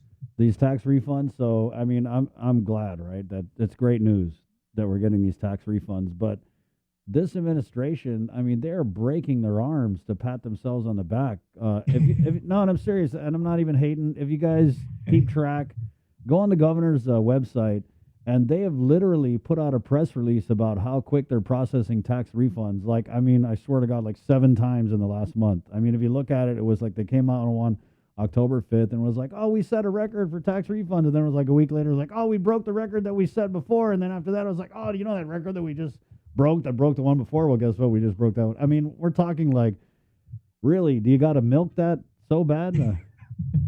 Pat. Right. Yeah. Working on those triceps. But what I think, just my assumption is that, well, if you have 300 million, 400 million in the bank rather, you can use the general fund money to pay out the tax refunds a lot quicker, because you have this reserve called the American Rescue Plan money that you can bail out the government of Guam later on. But in the meantime, you made the public happy. Well, actually, it's the public's money, and you're supposed to be paying it out, right? There's no way to go. I appreciate what DRT is doing. That's great, but the purse strings and how the money is spent. And DOA is trying to ensure that we have the cash flow available so those checks can be cashed, right? But when you got this ARP money sitting on the bank that you're not releasing for the purpose that it is, then you can do that with the general fund and just reduce that as much as possible, because you got the reserve called ARP to bail out the government of Guam later on and never go without a paycheck, which that's all part of the football strategy, I would call it, during this football season, and how you make your team really look good so you can get more beds for re-election. Smart move. But we're also watching out with another letter that we wrote to to Byrne. This is this letter, Senator Moylan, just to give you guys a little background on it, is so in the budget bill, there's an amendment this is your amendment, right? And this amendment, which is now law, right? Not a suggestion. It's actually a law. So this amendment that is now law allows the senators to have a read-only access to the AS4. Is it 400 or 4,000? 400. The AS400. And this is huge, right? Because right now, as it stands, they can't get any information out of this administration, and when they do, it's slow to no incoming. And so these senators, when you talk about a co-equal branch of government, right, everyone says, oh, what are they doing? The governor's out of control. What are they doing? Well, they're doing things like this. They included in the budget bill a mandate that the governor's office report all of the ARP spending, right? Now, could that mandate have used a little more teeth and maybe details? Yeah, but I'm sure they're working on it. And then Senator Moylan's amendment, which again is law, not a suggestion, allows the senators to go into the AS400 and just look at what the administration is spending money on, which I think is great, because if you didn't have that option, I mean, you're going to be sitting around forever waiting for Ed Byrne or Lester Carlson to give you information that they have proven time and time again they're totally unwilling to give. So this is law, and you guys should. So let me get this. This was passed a while ago. How long ago was the budget bill passed? September 11th. September 11th. So it's been 2 months. So I'm pretty sure all 15 senators, they now have they set up their username and their login password for the AS400. And I'm sure that you're on the show this morning because you're going to tell me that you were just in the AS400 and you saw a bunch of really fishy things, right? In the perfect world, yes. So the letter was sent to Director Byrne, respectfully saying, so when are we going to get the access, right? We're just sending a friendly reminder because it is, the law is saying it directs DOA to provide that service for all 15 senators, for us to investigate, for us to watch.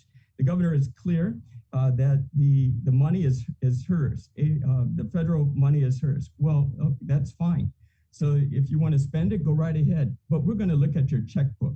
And that's what I consider the AS400 to do. We want to see the debits and we want to see the credits, right? And then we're going to watch per department where that spending is happening. So we can track on a daily basis, we can watch these finances and we can see a peak or a minus to see where things are going. You know, it's unfortunate that I have to learn this stuff, right? Instead of just asking the questions and not, of course, realizing what direct question I need to ask to get the answer I'm looking for, even though they know it, right? But you didn't ask that way, so therefore we're not going to tell you. And it's not unique to just this administration. This is how it probably always works until we get an honest politician, and that's going to be hard to find. Oh, wow. So what you got to do is just to have the ability as us, the senators, to go into the system on a read-only means, right? The confidential information it will be restricted from us, but the numbers is what we look at. And that's how we can question and direct our inquiries to the directors and through the committee chairmen. They can look at certain things as well. So when we do get to that point, Chris, I'll be able to give you a call back and say, click what I was able to find on page 3040 with Department ABC. That it certainly amazed me, and I'll be happy to share that with the public. So you haven't received a response yet? No, I believe the director is also off island for that purpose of, I think, the bond issues in New York, and possibly he's there in DC as well. I'm not sure, but I'm hearing due to return this week.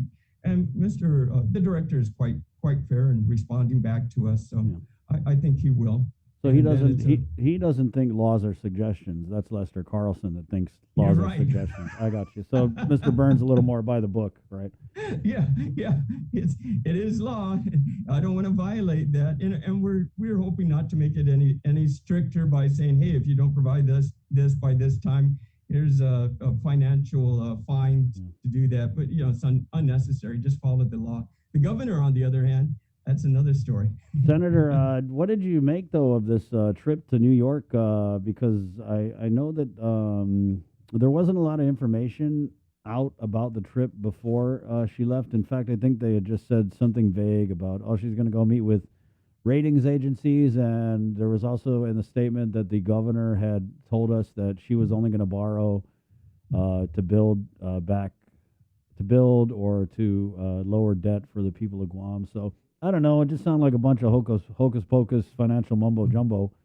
And then they came out with a Facebook post, which is always the way to go when you want to reach a lot of people. They came out with a Facebook post and they basically said, hey, you idiots, lower ratings equals more money for the people of Guam. So they really simplified it.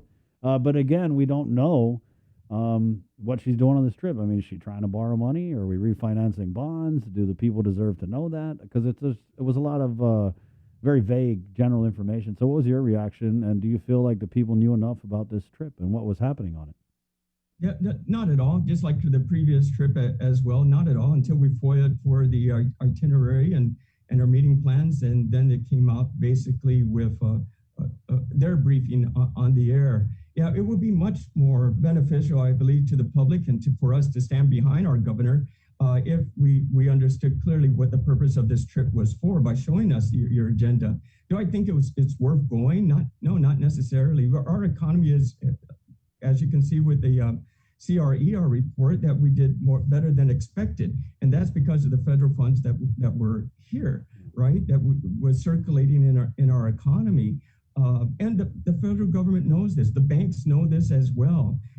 I think it's better to have the professionals deal and speak for our government, our territory, when we do these bond markets. The influence of the governor would have on these bankers and these professionals, maybe a glass of champagne after to toast, but your numbers, folks, are the ones, the people that you hired to represent you are the ones who know how to negotiate, who have the credentials, that are certified to speak and present. And that's what we need to do. You can always go on a Zoom conference. Is it necessary for you to go there? I don't think so. And I think it was also the budget bill too. We kind of snuck in there, no more first class. Yeah. If you're going to fly as a government official, you fly an economy. If you want to fly first class, you pay for the upgrade yourself. Right. And so really, I don't think it was necessary that the governor take the trip. Of course, we're hoping since the governor has, that it works out in their best for the people of Guam. And it would be nice if the governor got on the phone while there and explained what went happening, how the things progressed and what was done, so we can follow and feel the confidence and wanting our economy to get going. And now I understand from that trip in New York, it's a side trip to DC for the signing of this. The president signed it into law just this morning, which is exciting too. Yeah. Again, it would be great if the governor was able to just get on the phone. Hey, Chris, hey, Bree, here's where I'm at, and this is what's being done, and we're looking forward, and this money will be transferred on this date, and here are our plans. Yeah. That will give you more information when we come back to Guam. So we had a very successful trip, and I flew economy. And I bought you some Christmas gifts too. Come on. Before we let you go, I did want to share, because Gov did an Instagram post, and the location tag is at Moody's Corporation World Trade Center. And the caption here is, 2 years ago, I sat in front of you and I told you I was going to clean up Guam's finances. Today, I'm here to show you how, through fiscal discipline, our deficit has been eliminated and our finances are on stable footing despite experiencing a pandemic for nearly 2 years. Just last question before we let you go. Do you agree the government of Guam's finances, are we on stable footing right now? The government of Guam, that's great. They only exist because the business folks are not on stable footing. There are still thousands of employees unemployed here, and the businesses have closed up, and we've seen hotels that are up for sale, and we're hoping our small businesses will just hang on as much as possible. The small businesses recently fought to get some ARP money, and they really had to fight to get that. Why the government of Guam, why our leadership in Adelup didn't already put that out there to support the small businesses, that's not their priority, I guess. Until you fight, kick, and scream, then you can be heard. So to say that the government is in great position, yeah, they are, because they're not using the money enough for the businesses to survive. And I think that's insulting to the business community, and that's not something I would want to say. I'm glad we're in the position the government is able to provide the services, the critical services, and that's only because the federal government has put in the money to make that happen. And so let's not goof it up like our Congressman San Nicolas has said previously too. And let's give that money to the people of Guam so we can really build back our island. Thank you, Senator. You're welcome. All right. There you go, Senator Jim Moylan. It is 8:04, Tuesday, November 16, KUAM TV. Here we come. Good morning.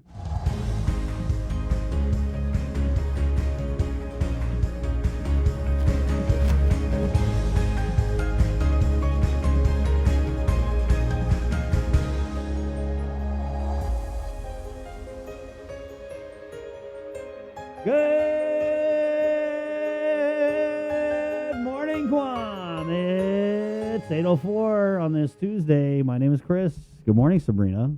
Good morning. Good morning, Jason Solis. Good morning, man. Rainy out there. Yeah, we had a comment in here. Good thunderous morning coming from Samantha. Good morning, Samantha. And yep, where are your Thunder buddies at, guys? As it is raining cats and good lagos out there. Good thing I got breakfast this morning, guys. I know. Chris, you shouldn't have, but, well, I didn't. Three Squares Marketplace. We got you guys covered this morning. I know we've been doing some sweets, guys, but we're going to do savory this morning with Three Squares Marketplace, so keep it where you got it right here. Sounds great. 8:05 Pacific Points, Cabo Enterprises, IT&E, and Jack in the Box. Adai Talent, it's Palaxi to the Maxi out there, raining cats and good lagos in some areas, and this is exactly what the Weather Service called for on a Tuesday, as they, over the weekend, announced that they were tracking a system that could bring showers our way by Tuesday, and lo and behold, it is Tuesday. All right, let's go ahead and get into our 8 o'clock newscast here with the very latest from the KUAM News team at 8:05 on a Tuesday morning. Sabrina Salas-Mazzanati. Good morning, Sabrina. Half day, everybody. President Biden early this morning signed a $1.2 trillion infrastructure bill into law. A bill signing ceremony was held to commemorate the event on the White House lawn. During the ceremony, the president commented, quote, "For too long, we've talked about having the best economy in the world. We talked about asserting American leadership in the world with the best and safest roads, railways, ports, and airports. Here in Washington, we've heard countless speeches, promises, and white papers from the experts. But today, we are finally getting it done, and my message to the American people is America is moving again, and your life is going to change for the better."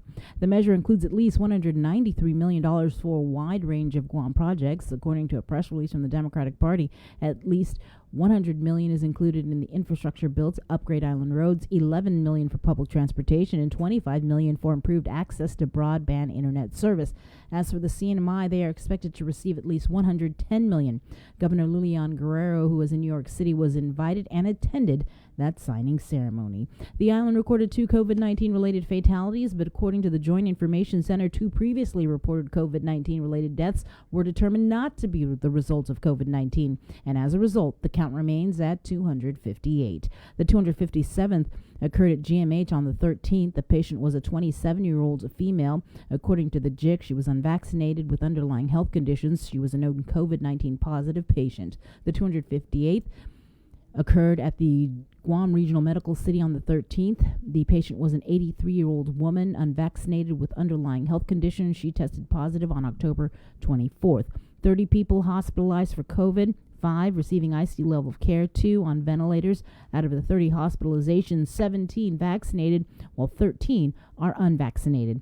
Public Health reports 29 additional cases of COVID from tests conducted between Friday and Sunday. Now, these tests include ones that were conducted at private clinics. To date, there have been a total of 18,942 officially reported cases, 258 deaths, 1,768 cases are in isolation, and there have been 16,916 recoveries. The CAR score continuing to drop. It is now at 3.9. As of November 14th, a total of 124,610 of Guam's eligible population, this is residents 5 years and older, is fully vaccinated. As for booster shots and or the third dose of the vaccines, the following have been administered: 13,451 of Pfizer, 6,695 of Moderna, and 167 doses of the J&J. Free vaccinations being offered today at the UOG Calvo Fieldhouse from 11 a.m. to 5 p.m. and at the Southern Region Community Health Center in Inalahan from 10 a.m. to 6 p.m. A village booster clinic is also being held today at the Dededo Senior Center from 8:30 a.m. to 1:30 this afternoon.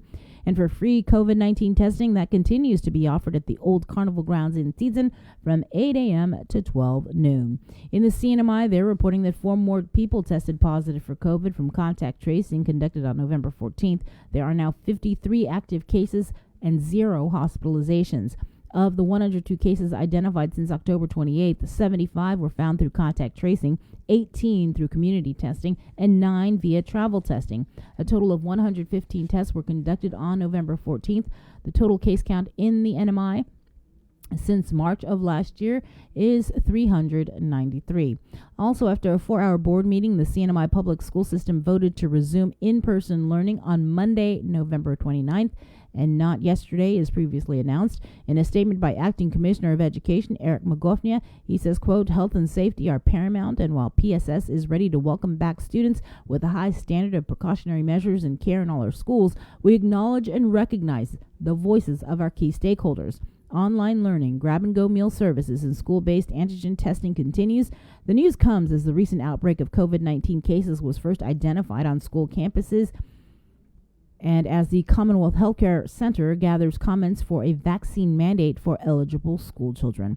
They're always on the front line during any emergency or disaster on Guam, and responding to the COVID-19 pandemic is no different, but mayors and their staff apparently remain at the end of the line when it comes to receiving federal dollars to hold the line. No update on ESF, no update on ARPA. According to Mayor's Council of Guam President PD Mayor Jesse Allig, village mayors still have not received the millions in education and stabilization funds for sports programs and capital improvement programs as announced they were awarded by the governor's office in August.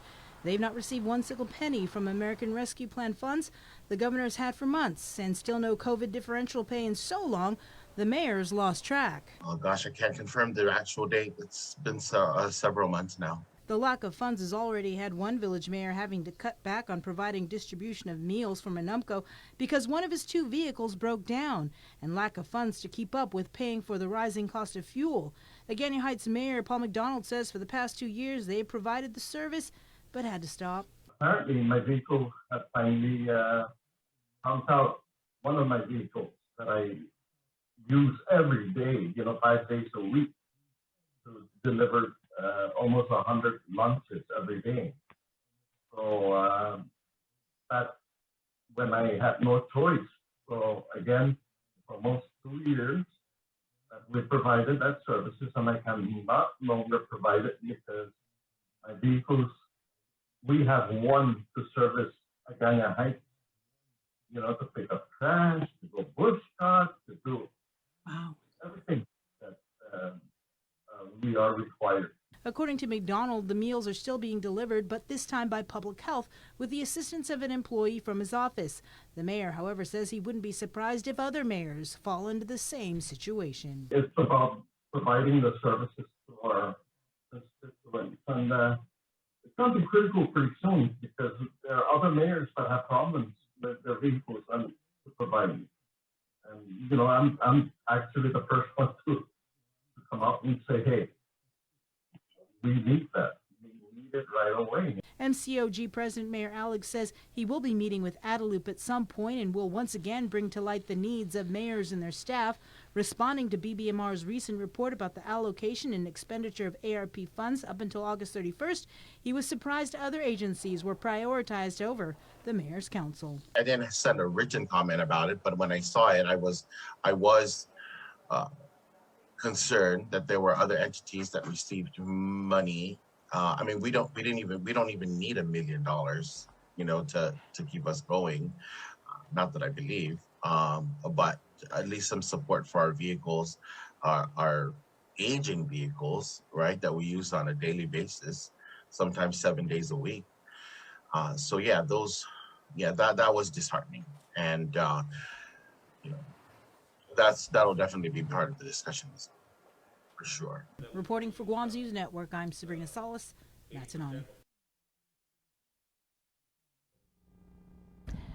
And the governor just minutes ago posted on her Facebook page, as reported earlier, she is in Washington, D.C. for that bill signing ceremony for the infrastructure bill, where Guam is anticipated to receive at least $193 million. She says it's tremendous honor to represent Guam and the territories at this historic ceremony. Guam stands to receive, as I just mentioned, $193 million to improve and modernize local infrastructure while developing new opportunities to address the climate crisis. I want to thank the Biden administration for the special invitation. It was great to see my colleagues from the other states as well as congressional leaders. These resources will go directly to addressing our infrastructure challenges such as roads, bridges, village streets, and broadband. More importantly, this bill will provide quality jobs for our people. Still waiting to be acted upon is the BBB, the Build Back Better bill before Congress. That is expected to be passed a little bit later this week. Included in that measure is $345 million for a new hospital. With more news now, here is Jason. This news update is brought to you by Pacific Points. Do more, get more. The president's expected to sign an unprecedented $1 trillion infrastructure bill Monday in Washington. The measure is seen as a signature part of the Biden agenda, meant to jumpstart the economy by rebuilding America's crumbling bridges, roads, and rail systems. It's also going to include at least $193 million for a wide range of Guam projects. Democrats provided a preview of what's to come during a virtual town hall meeting last week led by President Biden and Democratic Party Chairman Jamie Harrison. We just passed a monumental piece of legislation. It's going to create millions of jobs, and that's not just Joe Biden saying it. That's everyone from Wall Street to labor saying it. We're going to modernize our public transit and repair our roads and bridges. This isn't some far-off thing. There's a good chance we're going to put folks to work filling potholes and upgrading railways in your community. According to a release from the local Democratic Party, Guam will receive some $100 million to upgrade roads, $11 million for public transportation, and $25 million for improved access to broadband internet services. The event was also meant to drum up support among the party faithful for Biden's other signature project, the Build Back Better agenda. For those families struggling to afford child care and elder care, our Build Back Better plan will be life-changing. For those 2 million women who can't get back into the workforce right now because of things like child care, this will get them back to work. But there's more. There's universal pre-K for every 3 and 4-year-old child in America. It's going to increase academic achievement in all children and get more affordable health care and lower prescription drug costs. And all this is paid for by raising taxes on big corporations and the very wealthy. In addition, according to Congressman Michael San Nicolas, there's also a provision for $345 million in assistance for a new hospital complex on Guam. House Democrats are expected to take a vote on the Build Back Better plan as early as this week. For Guam's News Network, I'm Nestor Lecanto. Public school students can expect to return to campuses for a full 5 days of in-person instruction by December 1st. GDOE Deputy Superintendent of Operations Erica Cruz confirmed with KUAM News that students can expect to resume week-long face-to-face instruction in a couple of weeks. So we do plan on having our high school start December 1st. We are planning our stakeholder meetings with our teachers as well as our parents this week. For the elementary and middle school, it is actually when they return from Christmas break. So in January then? That would be, the first week of January. I believe it's January 3rd, if I'm not mistaken. On December 18th, the agency will hold an info meeting with employees regarding the return. Then the next night, the department will host a virtual info meeting with parents to discuss the resumption's plan of action. It's also going to be live streamed on their Facebook page. An off-duty officer with GPD was placed on administrative leave after being involved in a car crash. Agate precinct officers responded near Polaris Point just before lunchtime Sunday morning. A truck driven by 24-year-old Jose Uggan, also a GPD police officer trainee, was traveling north. When attempting to change lanes, he struck another vehicle, flipping multiple times while the other vehicle struck a concrete pole. Uggan was injured, and according to a magistrate's complaint, the medic stated that he was conscious but not verbal on site. When being placed in an ambulance, Uggan allegedly kicked one of the medics in the groin and slapped the other in the face. Uggan may have been under the influence of alcohol during the time of the crash.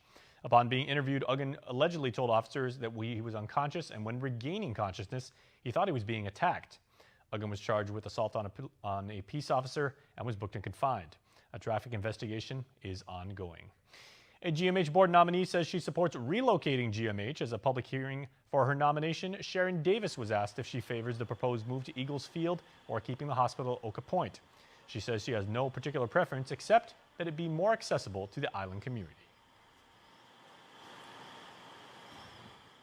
I like that it's in that area. I think it's going to be easier for our friends from the south to come up, as well as it's kind of centrally located. One of the jokes I make, Senator, at the board meetings is that if we leased the property that we're currently at and use that to fund the new hospital, I think that we'd be in great spot, especially with the price of real estate now. So I think it's a beautiful location where it's at right now, but I don't think it's practical for what our community really needs. The governor has been working with the Navy on a lease for Eagles Field, but original landowners have raised concern that the land should be returned to them or they be provided with compensation. Speaker Terlahi has scheduled an oversight hearing with the Ancestral Lands Commission and Land Management on the status of recent or pending transfers, deeds, or licenses between GovGuam and Uncle Sam. Let's get back now to the link. This news update is brought to you by Pacific Points. Do more, get more.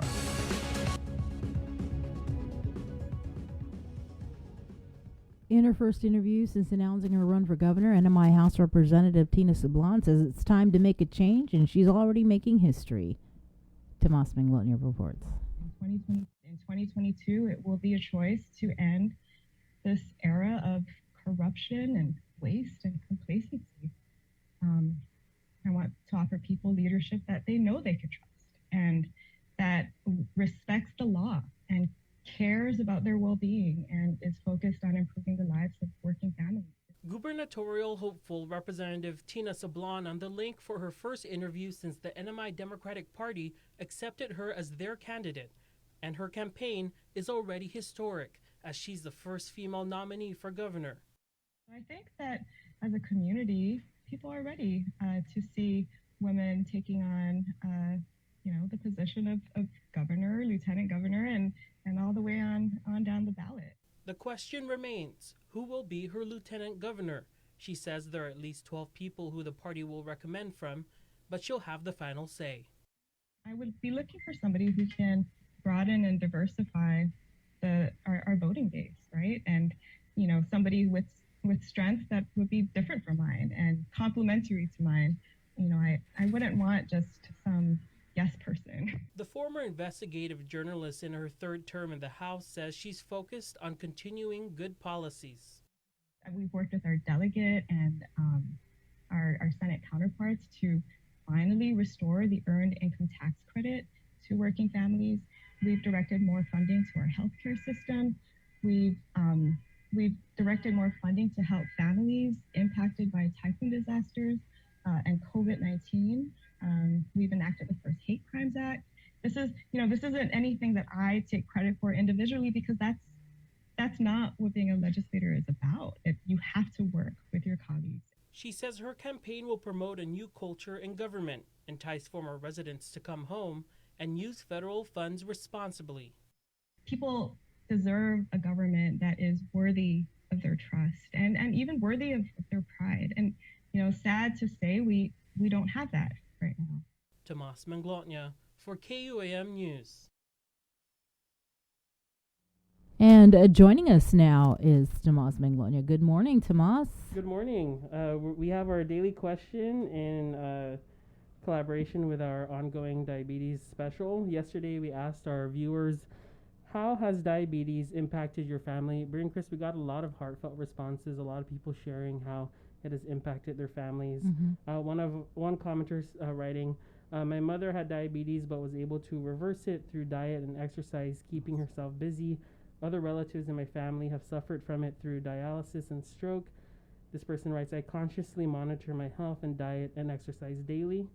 On our Instagram page, a direct message from one viewer writing, my grandma had diabetes and my pops, I believe, also aunts and uncles.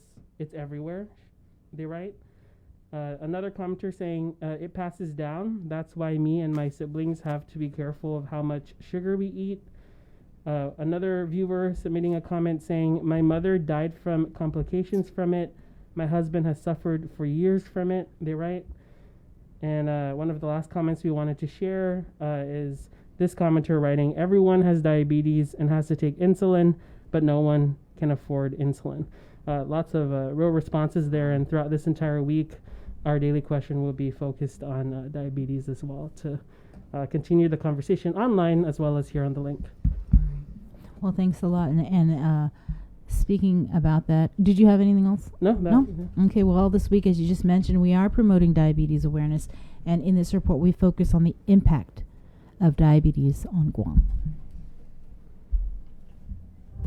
A healthier you, making diabetes history on Guam. Presented in partnership with Calvo Select Care and Paradise Fitness Center.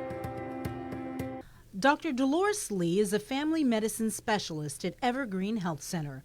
Born and raised on Guam, she cares for patients and their families through their lifetime. And a large part of what she does is focuses on preventative medicine and chronic disease management, such as diabetes. As a primary care physician, a lot of times I'm going to be the first person to share with a patient that they have diabetes. And I tend to, handle this situation with a lot of sensitivity. It is really hard, and it is actually very devastating for a lot of patients when they first hear the diagnosis. And the statistics for diabetes on Guam is staggering. It is the primary contributor to 2 of the 3 leading causes of death in Guam. Adults diagnosed with diabetes are 2 to 4 times more likely than people without diabetes to die of heart disease or experience a stroke. Dr. Lee says what's key is knowing your status and not being afraid. I still see patients who tell me, I haven't seen a doctor in 15 years. I haven't seen a doctor in 20 years. And then I also have, patients who are referred to me from my colleagues in the emergency room for, because they made a diagnosis of diabetes in the emergency room. Or there was a diagnosis of diabetes while a patient was hospitalized, and then, they get referred to me so I can manage them and help them with their diabetes for the rest of their life. And so, really, I think the message that we're trying to get across here is don't be afraid to find out your status. I always tell my patients, don't be afraid of the labs. You're going to do labs. They may have all red, right? Red means abnormal, and I'm like, Dr. Lee doesn't get mad. I'm just here to help you to understand where we're at with that, and that, we're going to make recommendations, that we're going to come up with together. So that we can be in a better place. Dr. Lee adds, though, that because of the prevalence of diabetes on Guam, younger people are more aware and more inclined to know their status. I think we're actually moving in a very positive direction towards diabetes, because I have to say that a lot of patients are very conscious about it. And when they come to see me, right, because as a family medicine physician, I take care of children all the way, to our manunko. And I have to say that the young people, when they're coming in, they're actually very aware. And that's one of the things that they're asking me to evaluate for. Doc, diabetes runs very strong in my family. I'm worried about it. I see the complications that my grandma or my dad or my mom are living with. Can you help me figure out, where I'm at with that? And can you make recommendations so that I don't end up with a diagnosis of diabetes? But with statistics as high as they are on Guam, Dr. Lee still sees patients that need help monitoring, treatment, and care. And with the COVID-19 pandemic, controlling diabetes becomes even more critical. According to the numbers, approximately half of the individuals who died from COVID in Guam had diabetes as a comorbidity. Once again, Dr. Lee stresses the importance of knowing your status. Patients with diabetes are very high risk for severe COVID, including hospitalization, including ICU, and death. And that, we really want to take the steps to, protect you from that happening. And so please get vaccinated, in terms of, and that patients with diabetes are recommended to get the booster. So please say yes to the booster. And part of the reason I'm saying that you need to know your status as to whether or not you have COVID is because patients with diabetes are definitely a part of the patient group that we want to be able to get the monoclonal antibody. Right. And that I've seen it for my patients already. I've seen the difference that it's made in terms of understanding your COVID status, knowing if you have a positive test and being able to get you treated with monoclonal antibody we've been able to keep them out of the hospital, and they do really well. And they tell me that they feel better within 12 to 24 hours. On Tuesday, we'll continue our series on diabetes with discussion focusing on prevention and care. A healthier you, making diabetes history on Guam. Presented in partnership with Calvo Select Care and Paradise Fitness Center.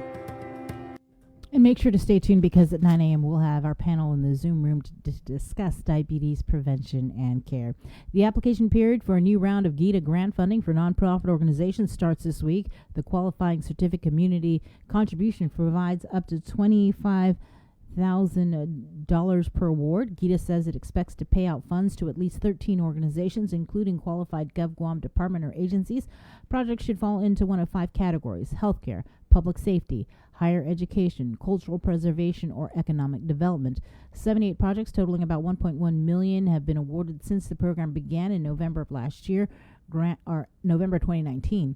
Grant applications will be accepted via email at qcgrants@investguam.com. For more information, visit the GITA website at www.investguam.com/qc-grants or contact the grant coordinator at qcgrants@investguam.com. And in our next report, we feature Pyology as one of the many businesses on island that is Guam Safe certified by the Guam Visitors Bureau and carries the WTTC Safe Travel stamp. And you can watch that now on our YouTube channel. And with your news in tomorrow, here's Ken Concepcion. Buenos updates to get some to be sa morgan ni KUAM News. Presenta ni Familian Mizo gi First Hawaiian Bank. Manunsya ni Departamento ng Edukasyon na estudyante ni Tatkalo na eskwela sa Sinambabira siya tati ginafana na leksyon para 5 dias kabalis gida 1 de Disyembre. Segundo Superintendent para Operations para GDOE si Erica Cruz ang confirma gi KUAM News sa otro na media ana may entrevista. Gi Webes dia 18 de Disyembre por fan meeting informasyon i GDOE jan empleyado siya por este na artikulo gi las 3:30 gitalawani. Gi después que las 6 gipupuingin business gi siguiente dia por managwahay ang departamento at virtual information meeting sa ni manay na siya para madiskuti plano niya para matsogo este na karera. Para ma-live streaming loki gizo ni GDOE na pleg on Facebook. Mas asunto, uno na off-duty ang official polisiya sa mapega gi administrative leave ani umimbatga gi crash kareta. Official polisiya siya gin ni precinct agad sa mamarespondo gi adzo na crash si Matsuseli gi Fioni Polaris Point gilas 11:45 gi Domingo. Un truck ni umanano lago sa sinisago na Jose Valenzuela Agon no police officer trainee gi GPD. Ane parotulay kay lane niya at topi otro na kareta. So malabi si truck niya megay bahi. Yotro na kareta sa topi aligan semento. Mamatsad no siya gonza nesisita umasiste ni medic siya. Según ni magistrate na complain, masangan ni medic siya na tirenggo si Agon gi i-crash do ti kumikwentus. Ana estaba gi alam may ambulance apati kuno na medic gi aplago pues apan maday otro na medic gi fasunya. Ano gi report na sinya si Agon bulatsu anay crash si truck niya. Ana may entrevista sangan si Agon na ninatiso gwi ni i-crash. Lomat-mata gwi gi después na nasodya na maatataka gwi. Masaki si Agon por manataka official polisiya numina 3 grado na felony. Mabuk pas makandalo. May bisiti kay kausa ni traffic investigators sa internal affairs gi GPD. Yuto muna asunto para pagod na martes gin ni KUAM News gifinod sa Moro. Itempo na aplikasyon para nuevo talo na Grand Ginini Gida para di non-profit siya na organisasyon sa matutuhon pagod na semana. At na programa i-qualifying certificate community contribution sa Managwaha Grand siya esta hulog 25,000 pesos para kada uno na aplikasyon. Ilingay gida mas na mananaga pero fan mana i-kasi 13 na organisasyon pat mas 20. Sina loki kung todi di mangkwalifika na departamento pat ahensya siya di gobernamentong Guahan. 5 sina kategoryang project no sina mangkwalifika. In-assistin salud, seguridad publiko, mas tatkulo na edukasyon, inadahi zan in-assistin ni kultura, zan ifinatin na sinalulanto ni ekonomiya. 68 na project siya niya tutat gi 1.1 milyon pesos. Sa start na manai, destito nitohon niya este na programa gi November na mes, gi 2019 na sakan. Aplikasyon para este na grants sa sina ma-email watu gi qcgrants@investguam.com. Para mas informasyon por este, bisita gida gi sa website gi www.investguam.com/qc-grants. Para contact gi grant coordinator gi qcgrants@investguam.com. Para Guam News Network, Guausikin Concepcion. Yasuto gifinod sa Moro sa presenta sa ninafakto ni Familian Mizo gi First Hawaiian Bank. Say hello to the First Hawaiian Bank mobile app. Got a question about your finances? You've come to the right place. Bring all your accounts together, even those that aren't with us, and see the big picture, right down to the smallest detail. Unlock powerful tools like Insights and Money Map that help you save time and take control of your finances. When you connect accounts with the First Hawaiian Bank mobile app, it all starts with yes. GU Self-Storage, conveniently located near the Harmon McDonald's. We offer affordable rates, online payments, and auto bill pay for your convenience. Plus gate access daily from 6 a.m. to 9 p.m. Call us today at 648-7867 for more information. Do you feel like you're missing out on something? Make life more rewarding with Pacific Points. Earn and redeem points for bill rebates and free load at IT&E, discounts on fuel at Shell, vouchers at Foodies, and United Mileage Plus miles. You can even pay with Pacific Points at IT&E, Shell, and Foodies. Pacific Points. Do more, get more. Mariana's Irrigation and Landscape Superstore. Stop on by and visit our showroom today. We offer everyday low prices on all major outdoor power equipment like bush cutters, chainsaw, power washers, generators, and more. Need service, repair, maintenance? Well, check out Guam's best superstore only at Mariana's Irrigation and Landscape, located in Barragata along Army Drive between Submarina and Besta Market. Call 735-7446 for more information. Now shipping to surrounding islands. Mariana's Irrigation and Landscape Superstore. Get the job done the right way by getting the right stuff at East West Rental Center. With years of experience helping builders, we definitely got what you need. Call 646-1463 or visit us in Upper Tumon. Open Monday to Saturday from 7 a.m. to 5 p.m. and on Sundays from 8 a.m. to 5 p.m. The relationship between Guam and Manila, Philippines is undeniable as we share similar cultural traditions, history, and heritage. With generations of Filipinos calling Guam home, KUAM presents a monthly look at the capital city, featuring in-depth and engaging interviews on everything from medical tourism to new business and government leaders. Veteran newscaster Nestor Lecanto delivers Beyond Our Borders. This special program is brought to you by KFC.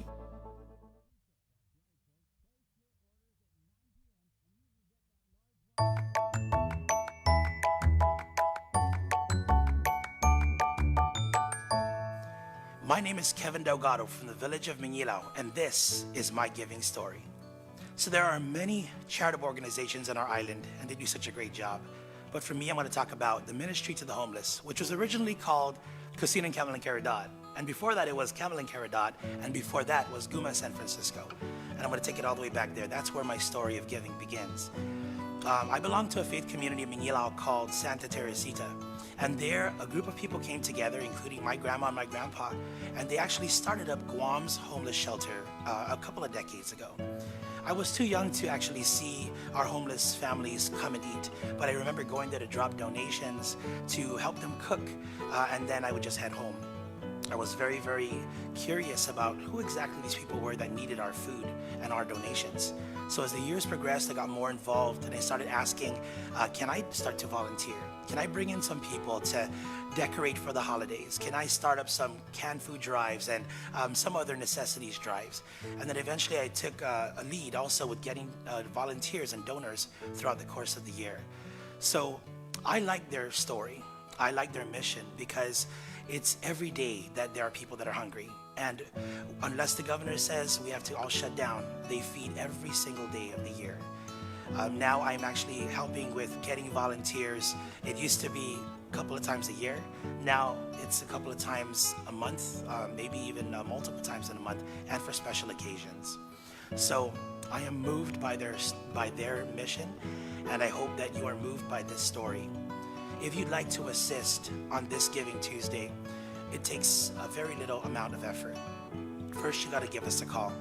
And then secondly, all you need to do is prepare 50 to 75 prepackaged meals, at least a starch, a meat or two, a salad, dessert, and a bottle of water. And we'll give them back their dignity. At least they have something to eat. That's something that's constant, one thing that's constant throughout this uncertain times. So if you'd like to help us out at the Ministry of the Homeless, be a part of our giving story.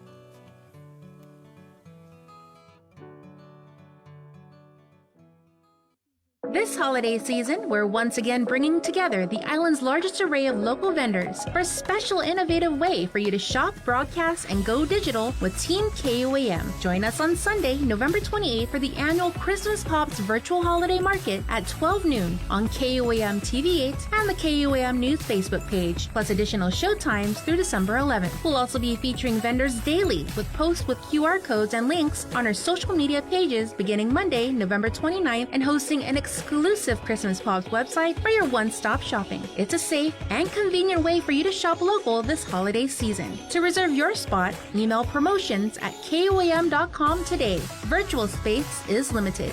Presented by UOG School of Business and Public Administration, JA Guam, inspiring youth, and the Guam Visitors Bureau, making Guam a better place to live, work, and visit. We know you're tired of hearing about COVID-19. Some of you are probably wondering whether this is ever going to end. However long it takes, we all have to do our part, including our children, to hold the line. You can protect yourself and your family by getting vaccinated. And if you're already vaccinated, don't let your guard down because you can still give and get COVID-19. And if you're not vaccinated, remember that if you catch the virus, you could suffer more severe complications. At the end of the day, it's the choices we make to protect ourselves, our families, and our community that will control the spread. We know it sounds repetitive at this point, but again, wash your hands, watch your distance, and wear your mask. Together, we have to hold the line. We all know that a healthy lifestyle is important to prevent chronic diseases and long-term illnesses and boost mental health. It's difficult to determine exactly which healthy habits are worth investing in to live longer and healthier lives. But FHP is here to help. Tune into the link every Tuesday for FHP HAFA Health Tips, brought to you by Take Care. Helpful advice about healthy lifestyle choices that will have a big difference in your health from the medical experts at FHP Clinic. FHP HAFA Health Tips on the link every Tuesday is brought to you by Take Care.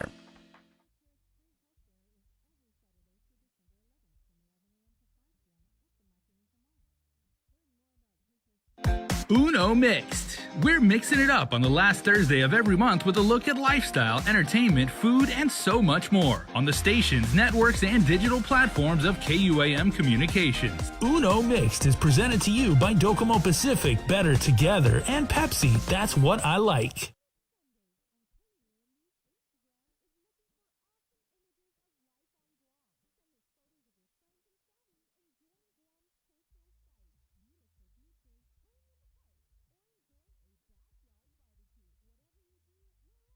This year, Giving Tuesday falls on November 30th. And though our community is still facing some of the most challenging of times, there's no better time to volunteer, donate, spread awareness, and do whatever you can to help those in need. Let's continue to build a wave of generosity that creates a ripple effect for all in our community. Throughout the month of November, Team KUAM Care Force will be showcasing some of our favorite charities. To inform, inspire, and introduce you to the wonderful things these groups are doing for our community. We're also calling on you to donate to our food pantry and toy drive to benefit the Salvation Army at our KUAM studios. Any weekday between 10 a.m. and 2 p.m. starting on November 1st. Or stop by our second annual donation drive-thru event on November 30th. You can also visit our studios to sign our Kindness for Caregivers wall to show our healthcare workers our appreciation. So be a giver and join the KUAM Care Force this year in making a difference this Giving Tuesday. Giving Tuesday 2021 is presented in partnership with our community partner, APL. Better Ways.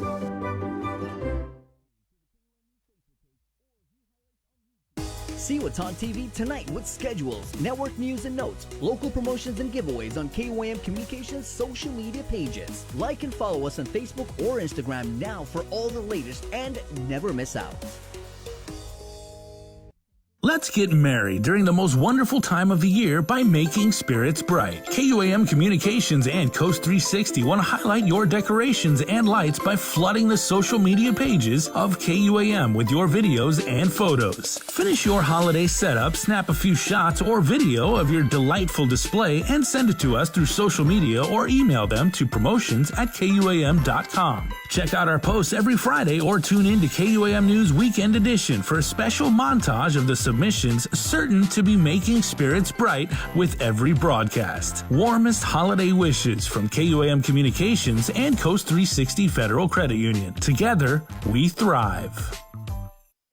The KUAM Podcast Network is back and on demand, featuring a great variety of podcasts from our island and region, including culture, lifestyle, awareness, crime, politics, commentary, comedy, and entertainment. Available on most streaming platforms. The KUAM Podcast Network. Subscribe and listen now.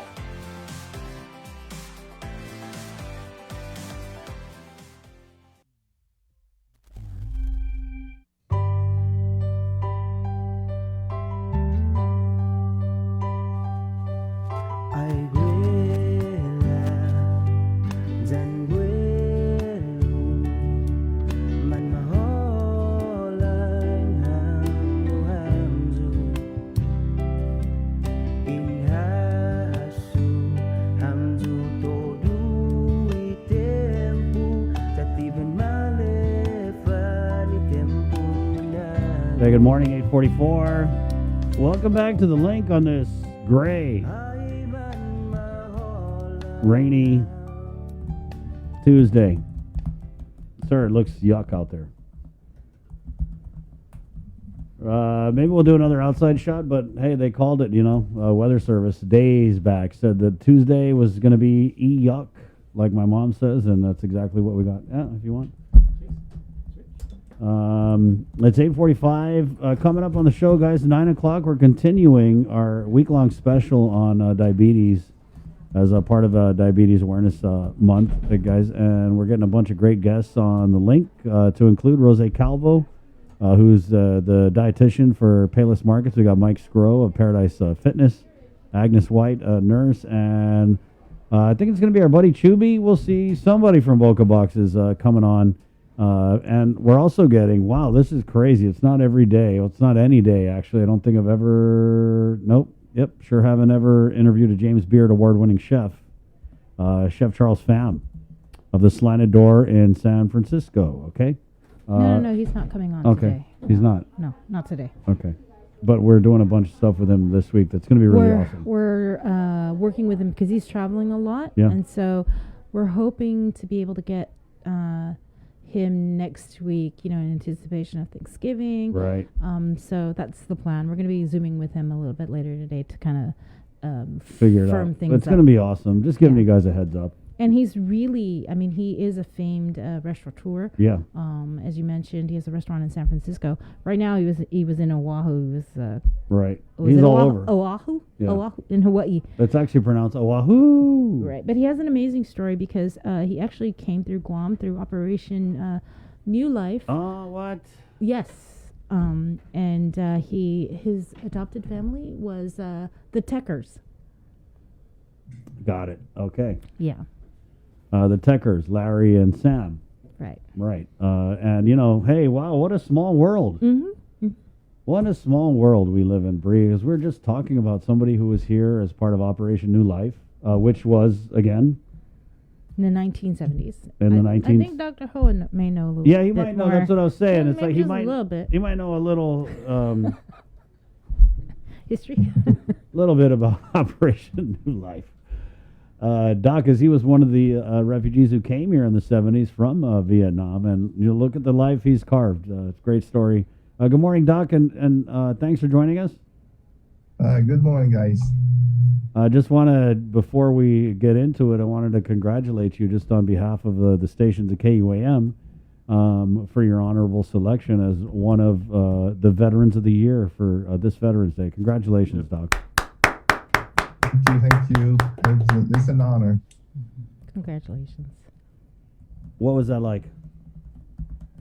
It's really wonderful experience being able to sit in that stage with a lot of elderly veterans that served in World War II and, in Vietnam War. So it's really, you can see the dedication they have throughout their life there to serve their country. And it's really an honor to sit beside them. So, I just wish them that many more years to go. And again, thank you for serving the country. It's a great country.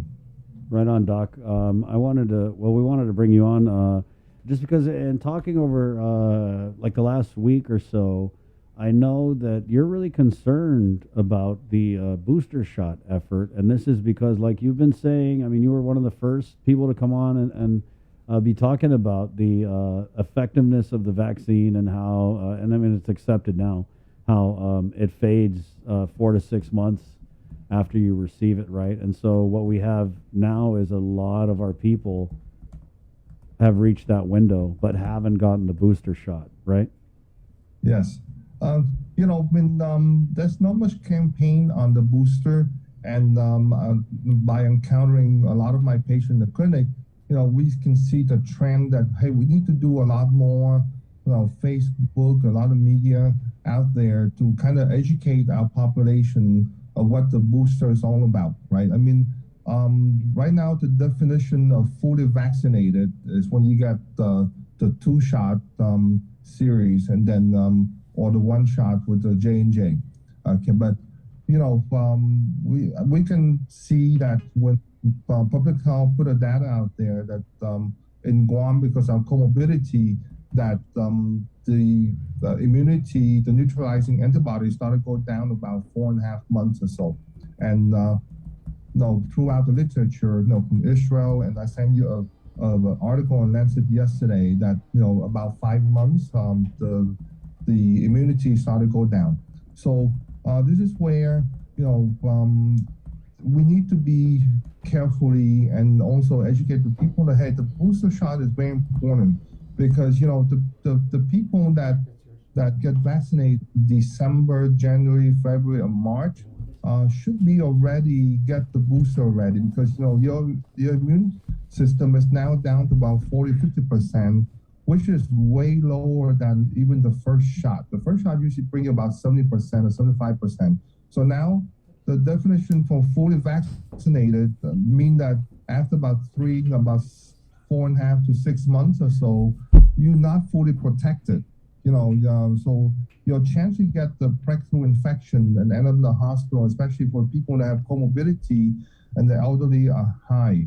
So we really need to explain that to our the population here in Guam, that if you have the vaccination more than 4.5 to 6 months ago, it's really about time for us to come in and get the booster, because we come into the holiday when we have a lot of gathering. And this is why we want to protect the manumco, the people that have high comorbidity, so the infection doesn't spread. Can we have a surge because of that during the holiday? Yes, we can. If we don't really put a lot of media out there, a lot of campaign to encourage people to get in to get the booster.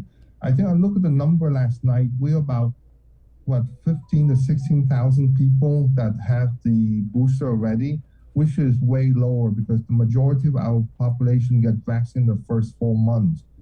So we're really behind the power curve. So I really encourage people to really pay attention, go talk to your physician, and go out there and get the booster before the holiday so we can be safe with our family.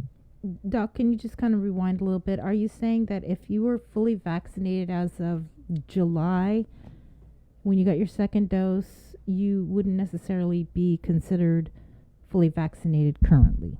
You said 4 months? No.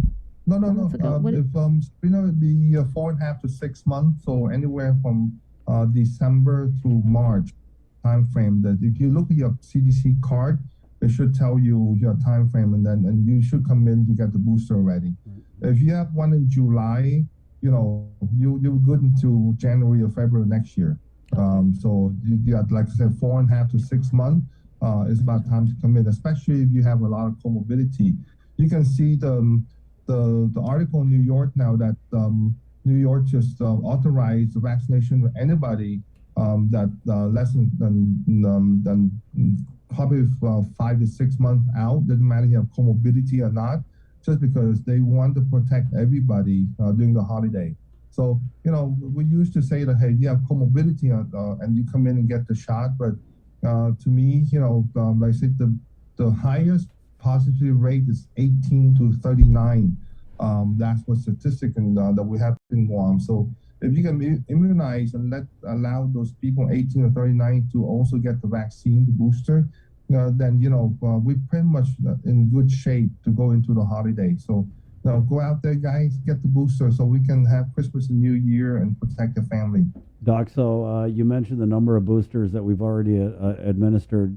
Given the time frame that the booster has been available, and considering everything you just said, that we have a lot of our population that haven't got it, could we have done better, and in what ways could we do better? I think we can do better by put a lot of campaign out there. We really need to use the media, just like you guys. We need to go out and talk to all the radio stations, put a lot of Facebook, a lot of things on TV to kind of let people know, right? Because right now we say, hey, you're fully vaccinated. So people say, okay, I'm fully vaccinated. But surprisingly, when I talk to patients, they don't really know that their immune system is coming down. Again, the neutralizing antibody can last so long, but then you need to remind people to do that, right? The Lancet, the article that I sent to you last night, basically it's a huge jump. A 92%, 90+% reduction of severity of the illness, the hospitalization, the death. 90% plus reduction from the second dose and the booster. It's a huge study, over 1 million people in that study. You can't go wrong with that. So the data is there. Israel also, put the data together for their population. And after the third dose, boy, I tell you, it go from 400 something to 20,000, 30,000 in their level of immunity. So there's a huge jump on the immunity. So, that's what the booster is all about. And the numbers out there, those are over 1 million people on the study. So it's not just a small study. Right. So, Doc, then why haven't we, we haven't had public health on this show in weeks. Why aren't we seeing this effort that you say is very crucial to give us a good holiday season? Why don't we have a go out and get your booster campaign? Yeah, you see the number go down, right? We have like 20, 30 people now, the CAR score down below 5. Doesn't mean that we can relax. We really need to get on top of everything and make sure that we take the initiative and the step to prevent it, the surge from coming back. And again, beside the 3W, the booster shot is the one that we really needed. So I don't know. I hope that they listen and they start putting some campaign together. They have money there. Those money need to be spent and make sure that the public know. And I tell you, Guam is good. People will go out and do what needs to be done to protect themselves, but we need to let them know and put the information out there for them. All right. All right, Doc. Real quickly, though, before we go, you guys are holding a vaccination clinic for children? Yeah, we have I guess Veteran Day, we have an open forum for the parents to answer the question of concern on the children vaccination from 5 to 11. And it's wonderful turnout. It's a very good, productive. We learn a lot from what the parents concern. But we're going to have a vaccination clinic for the children at Father Duenas from 4 o'clock to 7 p.m. this coming Saturday. Okay, and you can sign up on the website, guamcovid.com. Okay, and get the children out there. Again, this part of it is to protect the whole family. As we know, children, yes, they don't get in trouble as much as adults. They don't die very rarely, but we lost one children is a lot. That's not right. And the children can be the carrier in the family and affect the parents, the grandparents. So in order for us to have a safe, holiday, we encourage the family to get the children out to get vaccinated. Again, the physician are firm belief in the vaccine, but again, we also want to say that we don't support any mandatory vaccination on children. So it's a parent choice. And that's what the parents should know is that, hey, you have a choice to protect your family, your children or not. So to make your decision, and we go from there. Okay. All right. Thanks a lot, Thank Dr. you, Doc. Nguyen. You're welcome. Get your booster, guy. Okay? We're boosted in there. I don't know if you could. It's like I got it. I feel good. What do you say, Doc? 90-some%? Yeah, I tell 90+%. So get your booster and protect yourself. Okay. Right on. Thank you, Doc. Okay. I don't know if it's the booster. It's making my hair look so nice this morning. Okay. Thanks, Doc. Bye. Antibodies adds to your hair's bodies. You get that's volume. It. Yeah, right. Well, good morning. We're going to take a really quick break, and we're coming back with more on our diabetes special for this week. And today we're covering prevention and care, and that's next, right here on The Link, which is proudly brought to you by Pacific Points, Calvo Enterprises, ITNE, and Jack in the Box. Good morning. 1 in 6 people on Guam are affected by diabetes. The terrible impact of the disease on the island has only been amplified by the COVID-19 pandemic, as many of those hospitalized and those we've lost had pre-existing underlying conditions like diabetes. As November is Diabetes Awareness Month, KUAM News has partnered with AI Health to raise awareness for this disease that affects so many of us and to showcase a number of ways to prevent, treat, and care for those with diabetes. Join us for AI Health's A Healthier You, Making Diabetes History on Guam, a multi-platform campaign on KUAM Communications, including a 6-part series on KUAM News Primetime and Weekend Edition, and our digital media platforms kicking off on World Diabetes Day, Sunday, November 14th. Daily interviews with expert panelists on The Link beginning November 15th, and a special interactive town hall meeting on The Link with experts from AI Health, with more information on their diabetes validation study and a new level of precision care that aims to create a healthier Guam. A Healthier You, Making Diabetes History on Guam. A look at how diet, exercise, and technological advances in disease monitoring and medical care can have a positive impact on our community.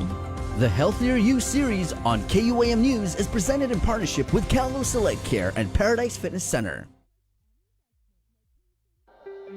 Join KUAM every Wednesday on Primetime for Inside Business. It's our new weekly segment featuring the struggle of Guam's businesses during this global pandemic. We'll hear from industry leaders about the difficult decisions they were forced to make to implement cutoffs, layoffs, and shorten hours just to survive. It's the other side effect of COVID, the island's economic crisis. We'll also feature new businesses that managed to open and thrive during these challenging times. It's Inside Business every Wednesday on KUAM News Primetime. This season, KUAM Communications is ready to go with more games, more championships, and more sports specials guaranteed to bring out the fan in you. Don't miss a minute of gameplay from NBC on KUAM TV 8 or from CBS on KUAM TV 11. We're bringing you all the action and excitement brought to you locally by Marianas Irrigation and Landscape and Dokumu Pacific. KUAM TV has been on the air for 65 years. 65 years of growing, changing, and adapting to the needs of our local community. 65 years of making you smile, laugh, and cheer, and being there for you in times of tears and heartbreak, and learning to heal together. We've kept you on the edge of your seats, been a trusted source for you to turn to, weathered many storms together, and celebrated life's big moments. And now at 65, we celebrate all the firsts we brought you over the years and all the firsts that lie ahead as our world changes. KUAM TV, celebrating 65 years of firsts on Guam.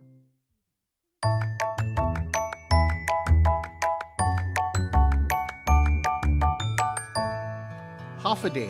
My name is Jesse Allig, and I'm the mayor of the beautiful village of Piti and the president of the Mayor's Council of Guam. Our mayors and vice mayors work on resolving many different issues throughout the day.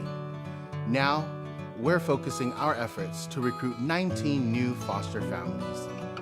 The numbers vary, but we have hundreds of our own neglected and abused children in need of a home. Auntie Fina Tanatongo, a veteran foster mom, says, all you need is love. If you have a little room in your home and a lot of love in your heart, please join our campaign trail and call a mayor's office to find out how you can become a foster mom or dad. Help us give our children the gift of family.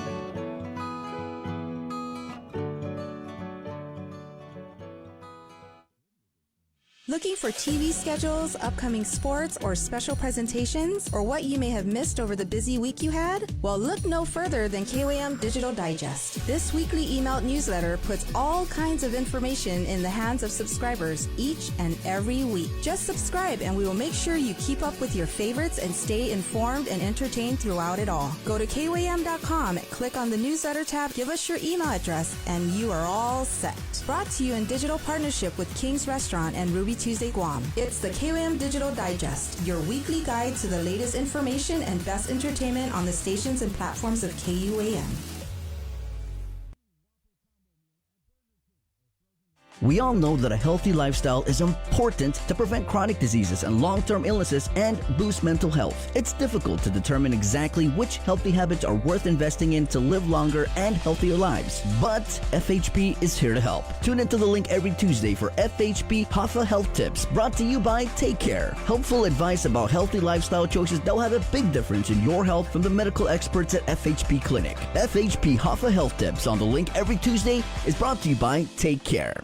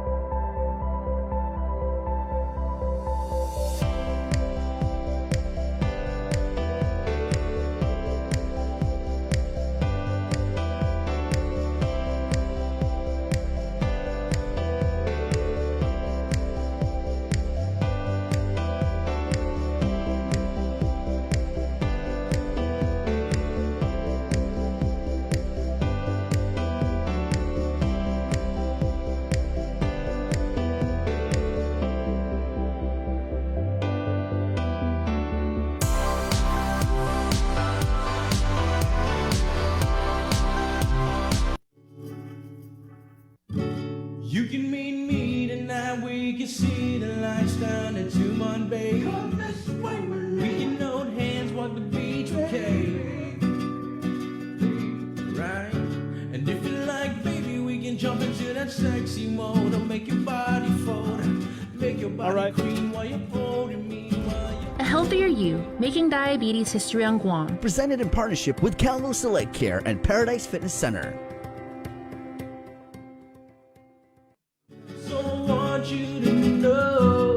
All right, and welcome back to The Link, everybody, and our special week-long series on how we as a community, as one island family, can control diabetes, understanding it, knowing what happens, and knowing where we are going with this through technology, through education, through love for one another, and through these various techniques that we're bringing you today. We are going to get this done, and the one thing we've really tried to emphasize is diabetes is a disease, but it is a disease that can be controlled. Of course, we had Dr. Dolores Lee yesterday talking about what some of the symptoms are, some of the treatment plans, and now we are actually joined. We have all hands on deck for this thing, and that is exactly the point, because that's what it takes. Let me run through this very impressive roster of professionals right now. Our dear friend Rose Calvo, who is the supermarket dietitian for Payless Markets Guam, joins us. I have not had the pleasure of interviewing my friend Rose in a couple of years because of that whole pandemic thing since the last time we did Kick the Fat together. So Rose, always good to have you on, and we appreciate your insight on this topic today. All right, good morning to you. Also, our friend Agnes White, a registered nurse. Certainly, Agnes, I would dare say that probably dealing with patients who have diabetes in our island community is something you're probably very familiar with. Yes, I do more diabetes education. So I'm familiar with the pitfalls that many people encounter. And I'd be glad to share that to you. And we thank you for lending your voice to this discussion. Certainly very, very valid. We're going all the way down to Boca Box, where our friend Jess Rosario, who has made literally a career out of taking care of Guamanians, teaching each and every one of us how to eat better, how to approach food better, and how to live healthier lives. So Chubi, you're always, you basically got your own virtual parking spot at KUM. You know that, bro. Thank you guys. Thanks for inviting me. I'm very, very happy to be here. All right. And from Paradise Fitness Center, one of the many partners that we are working with on this very special series, our friend Mike Scroll. Mike, good morning. Good morning, guys. Thanks for having me. All right. And did you already get your morning workout in? Well, I'm thinking it's 9:08 in the morning. You've probably done like the 3 workouts, knowing you. No. Lunchtime. Okay. Well, we'll be doing squats during this one, so no worries. And then we're going to go to Calvo Select Care, again, one of the many fine partners who has partnered with us to bring you this week-long series. Our good friend, Frank Campillo, the plan administrator and someone who has really done a lot of work for, Frank, going on 2 decades now that you've actually really structured your programs in a way that would help people live healthier lives. A little more than that, but yes, thank you. It's a pleasure to participate in this morning's debate and discussion, and especially to share some of the programs that we offer to our members at Calvo Select Care, which, by the way, we partner with most of the people that are here in the audience in this video call. Most of them offer their programs in partnership with Calvo Select Care. It feels like either high school or a big party right now, because we all know each other, we've all worked with each other. We're all concerned Guamanians, and we want to take care of our community. And we are talking about the topic of prevention and care right now. So let's start back at the beginning. So Rose, when it comes to you, when you're approaching, the very prevalent problem of diabetes in our community, and trying to educate people on how diet affects the possibility of getting diabetes, or even if you already have diabetes and everything like that, how do you kind of approach that very sensitive topic? So if we're thinking meeting people one-on-one, I start with a pretty intense interview, not to sound scary, but you really need to see where the person is at, what they're already doing, what they've tried. So before I can give any recommendations, it's really important just to know as much as you can about the person. And then just as a basic start, I try to go back to My Plate. If you haven't heard of My Plate, it's the way we balance food groups, and we do have a Payless plate. So we go over balancing food groups really as the most basic concept for trying to eat healthier. Nice. Okay, so let's go to the Boca Box now, because Jess, one of the things that you always tell existing customers of yours, subscribers, and people who may not have considered checking out your healthy meals and everything like that, is just because you have to eat healthy and eat different doesn't mean you have to give up flavor, because a lot of people think it's like, oh, okay, well, basically I'm going to be eating cardboard for the rest of my life, but that certainly is not the case, and you're actually passing along that message to them.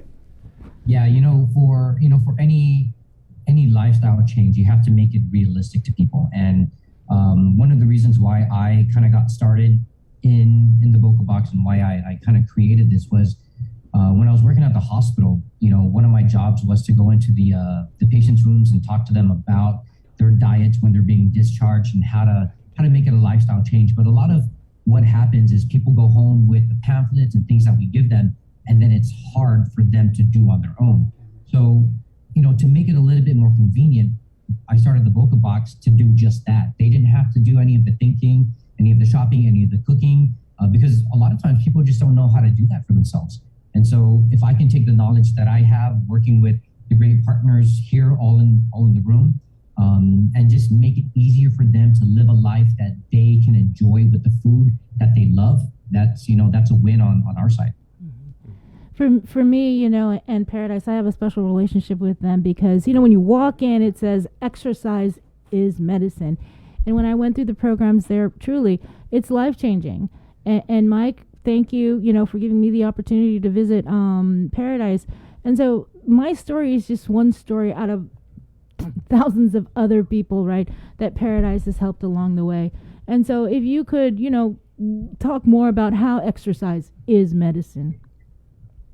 Thanks, Sabrina. Yeah, I remember that journey when you came to Paradise Tumon and you had a personal trainer, and I got to see that transformation. And that's the beauty of this industry and our platform is we have all walks of life that walk in the door. And it's no secret our statistics here on Guam with diabetes, but creating the awareness and the education, I think, has really shed a light on this issue, even pre-pandemic. But now COVID kind of just made everyone more health conscious. And a lot of the testimonials I see, there's people that walk in, of course, already the doctor told them they need to be more physically active, right? There's different types of members that walk in, the ones that don't even know they're pre-diabetic. So I think the first thing I always recommend to people is make sure you do your baseline, get your baseline, do your labs, go see your primary physician and know what your foundation is. Once you know what your baseline is, it helps us professionals when you walk into BocaBox or Health Smart or Paradise to really help build a foundation for you to customize what I like to call your exercise prescription. At the end of the day, people don't know what type of daily dose of exercise to get. And I think it really comes down to just education and having the right people surrounding you to take that initial step. But I've seen people come in very sedentary, on insulin, reversing it to get off of insulin, or reversing pre-diabetic conditions, and just with simple lifestyle changes with just exercising 30 minutes a day. But you tie that in with nutrition, that is the recipe for success right there. Yeah, no, I mean, it is a marriage between, Chris, by the way, hi, good morning. It is a marriage between exercise and nutrition, because we've all been there, no names, but, you know, well, like Sabrina and I, for example, Yeah. right? And I don't want to leave out the fact that BocaBox was also part of my journey, so thanks, Jeff. Yeah.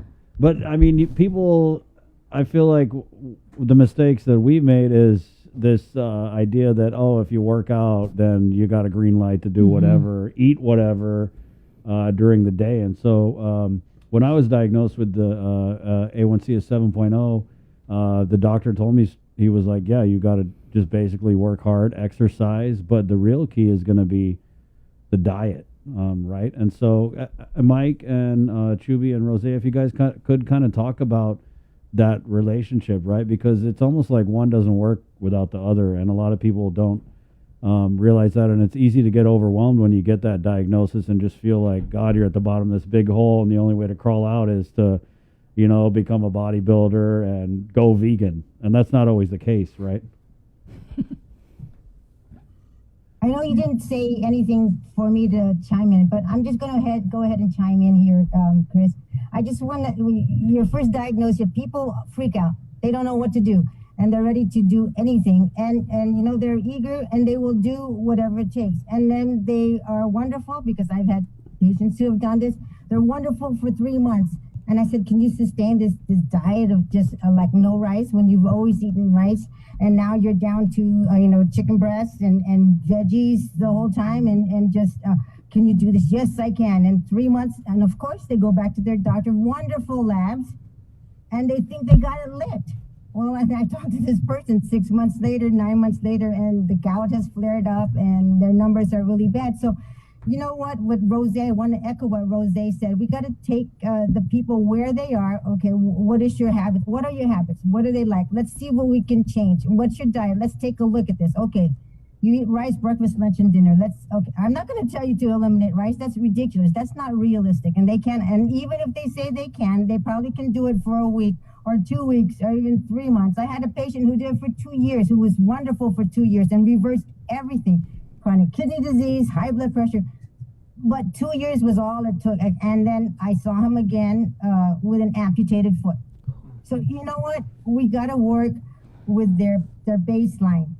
We can't throw new things at them and expect people to do that. Eating more healthy with what they're doing now, and working with that. And also along with the exercise.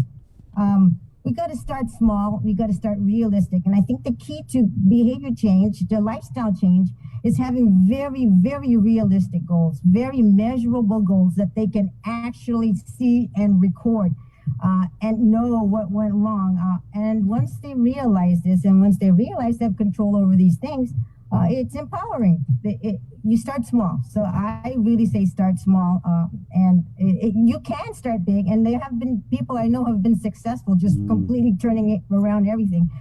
but for the most people, it's not very effective. Okay, so that being said, Shubi, Rose, what are some of the ways that people out there and Mike can start small? What I've seen to make a huge difference in changing the way people eat is once they start tracking their food. So there are a lot of different nutrition apps out there, and it can be tedious tracking food, but it's more educational to the person. We don't expect for someone to be tracking their food for the rest of their life, breakfast, lunch, and dinner, but just that as a starting point, once they see how much calories, especially if it's a lot of calories from carbs and the little vitamins and fiber that they're getting with everything they're eating, it makes a huge difference. And just that act of knowing what they're tracking, that's enough to just give them a little pause before they can, or just a pause so they can make some changes. Chubi? Yeah, one of the things that, at least for us, when people start coming in and they want to start eating healthier, right, and they have issues with glucose in the bloodstream and all of that, food is cultural, right? And so a lot of people are used to eating rice and meat and not a lot of veggies. So one of the first things we like to do is use our food as an educational tool. We want to show people that there's more to carbohydrates than just rice. You know, there's other sources out there. There's whole grain products, there's whole grain rice, whole grain bread, there's kombucha, there's quinoa, there's all these types of carbohydrates that could be good for you. And we always like to preach that, you know, food is not a problem. There's nothing bad about food, but what the problem is that we see is that the overconsumption of certain food products is the issue. And so we like Rose said, we like to show people what proper portions are, how much they should eat of certain things, and then use our food as a way for them to say, oh, okay, I can do this on my own. I can, you know, use the plate I have at home or a box or container, and then portion my food out that way. So they kind of get used to that, and it becomes a behavioral change. Mike? Yeah, so going back to what, you know, Rose and Jesse were talking about, you know, it's really nourish to flourish is a slogan I really like when it comes to having a relationship with food. I've taken courses and, you know, it's a two-prong mixed with exercise. You got to have the right fuel to perform better for your sport or for your exercise program in general. But there's a foundation that we like to talk about when it's creating your exercise prescription. It's called the FIT principle. So it's frequency, intensity, time, and type. So that is the foundation to any exercise program, especially for someone who's brand new. They don't know where to start. Education and a needs analysis, understanding what they've done in the past, what they're currently doing, how much sleep are they getting. All of those things come into play when it comes to building a consistent exercise prescription and making that lifestyle change. But yeah, that FIT principle is going to be a crucial component, especially when you're putting in a nutrition program and trying to tie both together. All right. Well, I want to go to Frank in just a minute, but one thing I did want to shine light on is the fact that if you listen to Jesse's podcast on the KOM Podcast Network, you know, Boca Talks, he always emphasizes, you know, self-discipline. And even though we live on Guam in basically an environment of perpetual temptation when it comes to food and everything like that, you are a lot stronger than you actually think. And, you know, once you establish, you know, good patterns and, you know, behavior patterns, and if your family practices this, then, you know, it gets less and less challenging. You know, you do it once, it's kind of awkward and it's unfamiliar. You do it twice, it's like, okay, I've done that already. You do it 3 times, that's a pattern you can repeat. So, you know, Jess, hats off to you for doing that. And to Rose's point about actually logging your food, I've always been like Team Fitbit, like for going on like 10 years and everything. And to Rose's point, it used to be very, very laborious to actually, you know, enter and log in what food you've ate, how much water you've consumed and everything, and put in the calories. Now these days you can actually just like scan the barcode. It'll put all that stuff in for you. It takes 2 seconds. So really, really easy. So that kind of thing is a lot easier to do. So now we're over to Frank, if I may, Frank. When it comes to structuring these programs from an insurance standpoint, what are some of the things you take into consideration and some of the educational campaigns and the messages that you try and say, you know, to your clients? Well, the first thing that we take into consideration is the numbers. And it's clearly and evident that Guam has a problem with diabetics. You know, we're if we were a country, we would be number 10 in the world in regards to the incidence of diabetes. We're about 18.7% of our population, that is between the ages of 20 to 79, are diabetics.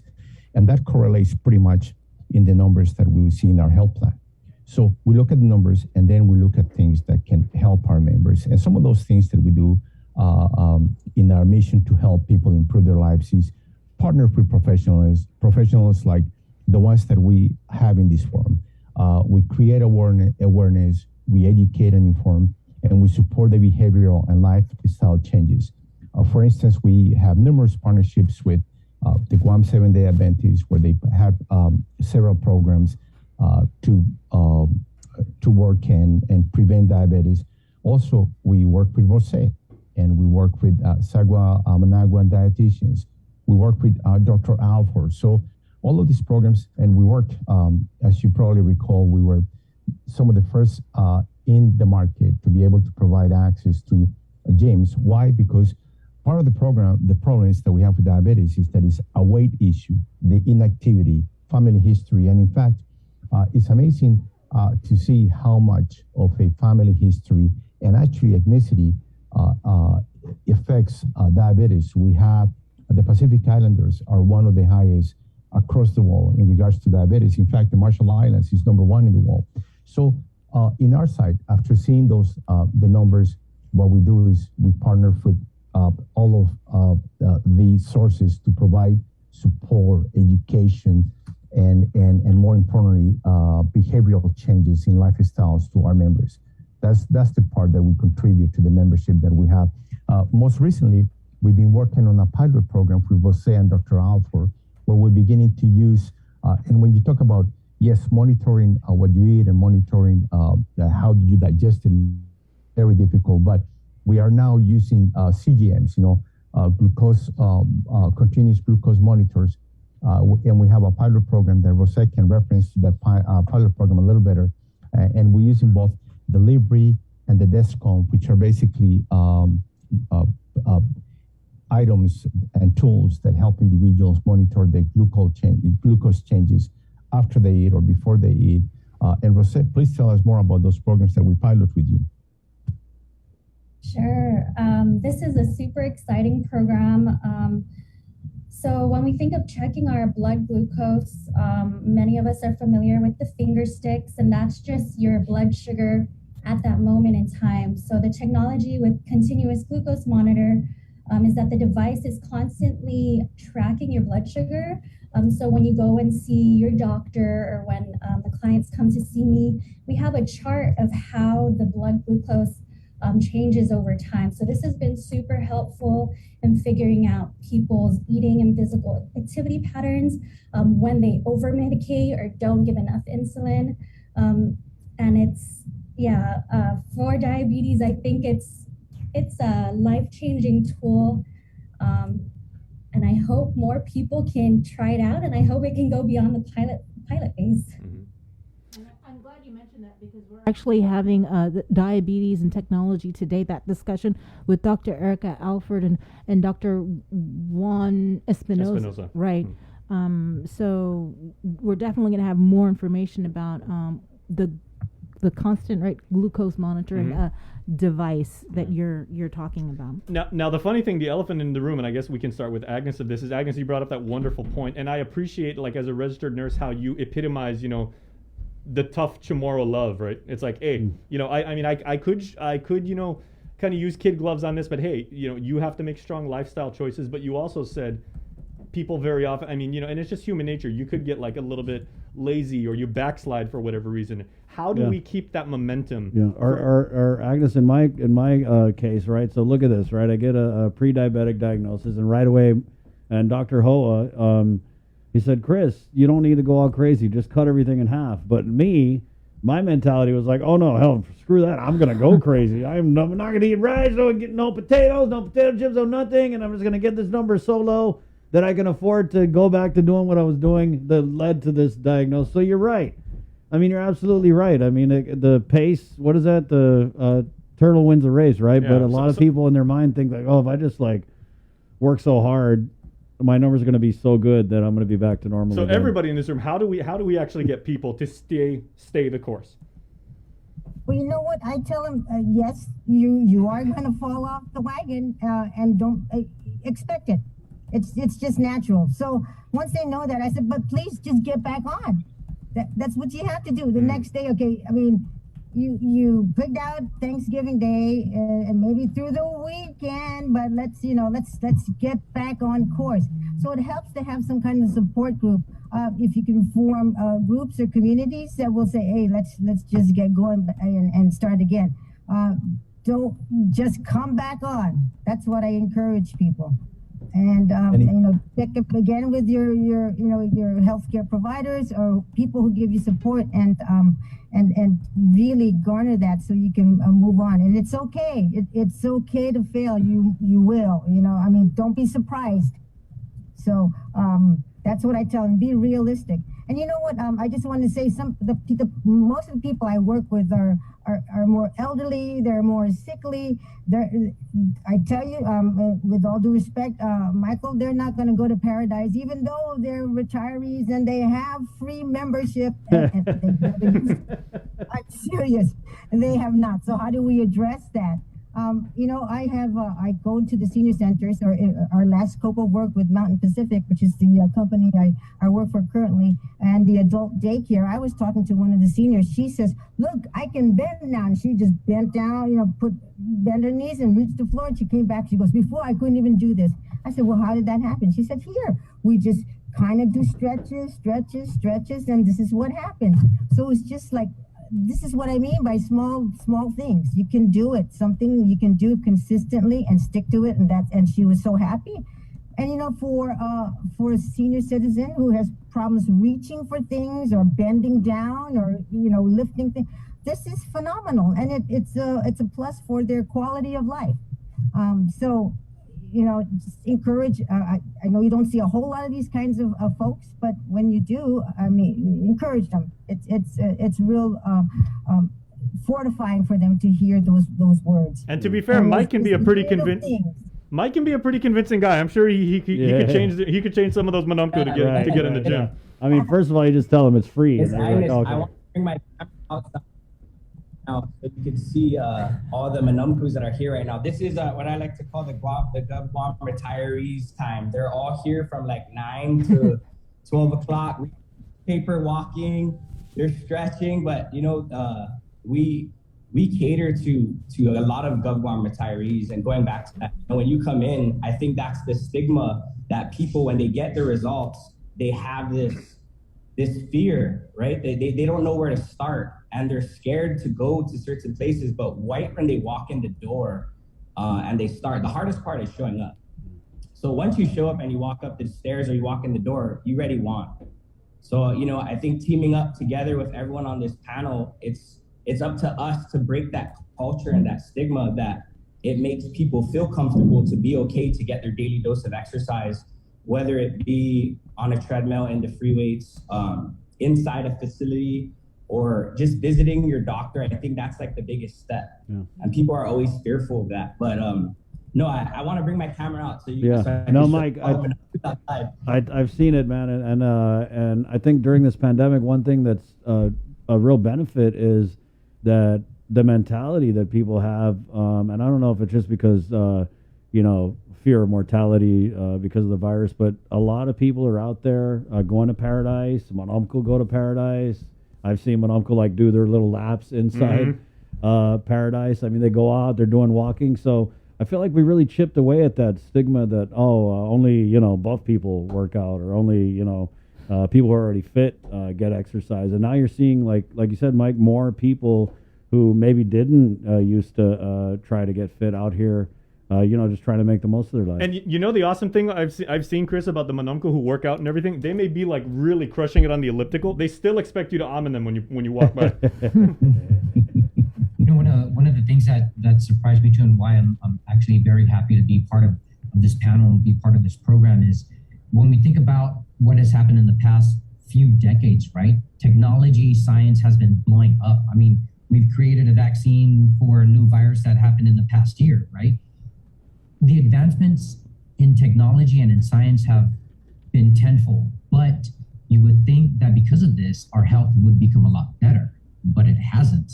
And it's just gotten worse. And so how do we link science, technology, and how we link both to make what we want? The goal is to get people healthier, right? Every single day. So how do we link that together? And I'm very excited to see what everybody on this panel has. And Jesse brings an interesting point, because while technology has improved our lives in one way, it actually has made us worse in regards to diabetics. Why? Because we become more sedentary. Kids today, they are spending time, go out, play with your friends. Yes, I'm already playing with my 100 friends online, and that's the sedentarism has actually exploded, and the amount and numbers of diabetes continue to increase around the world because exactly of the point of inactivity. That's one thing that we need to change. And I wish that schools continue to provide more programs in regards to physical activity. That's one thing that we need to bring back to school, because that clearly has created an explosion in diabetes, the sedentarism that we have across the nation and across the world.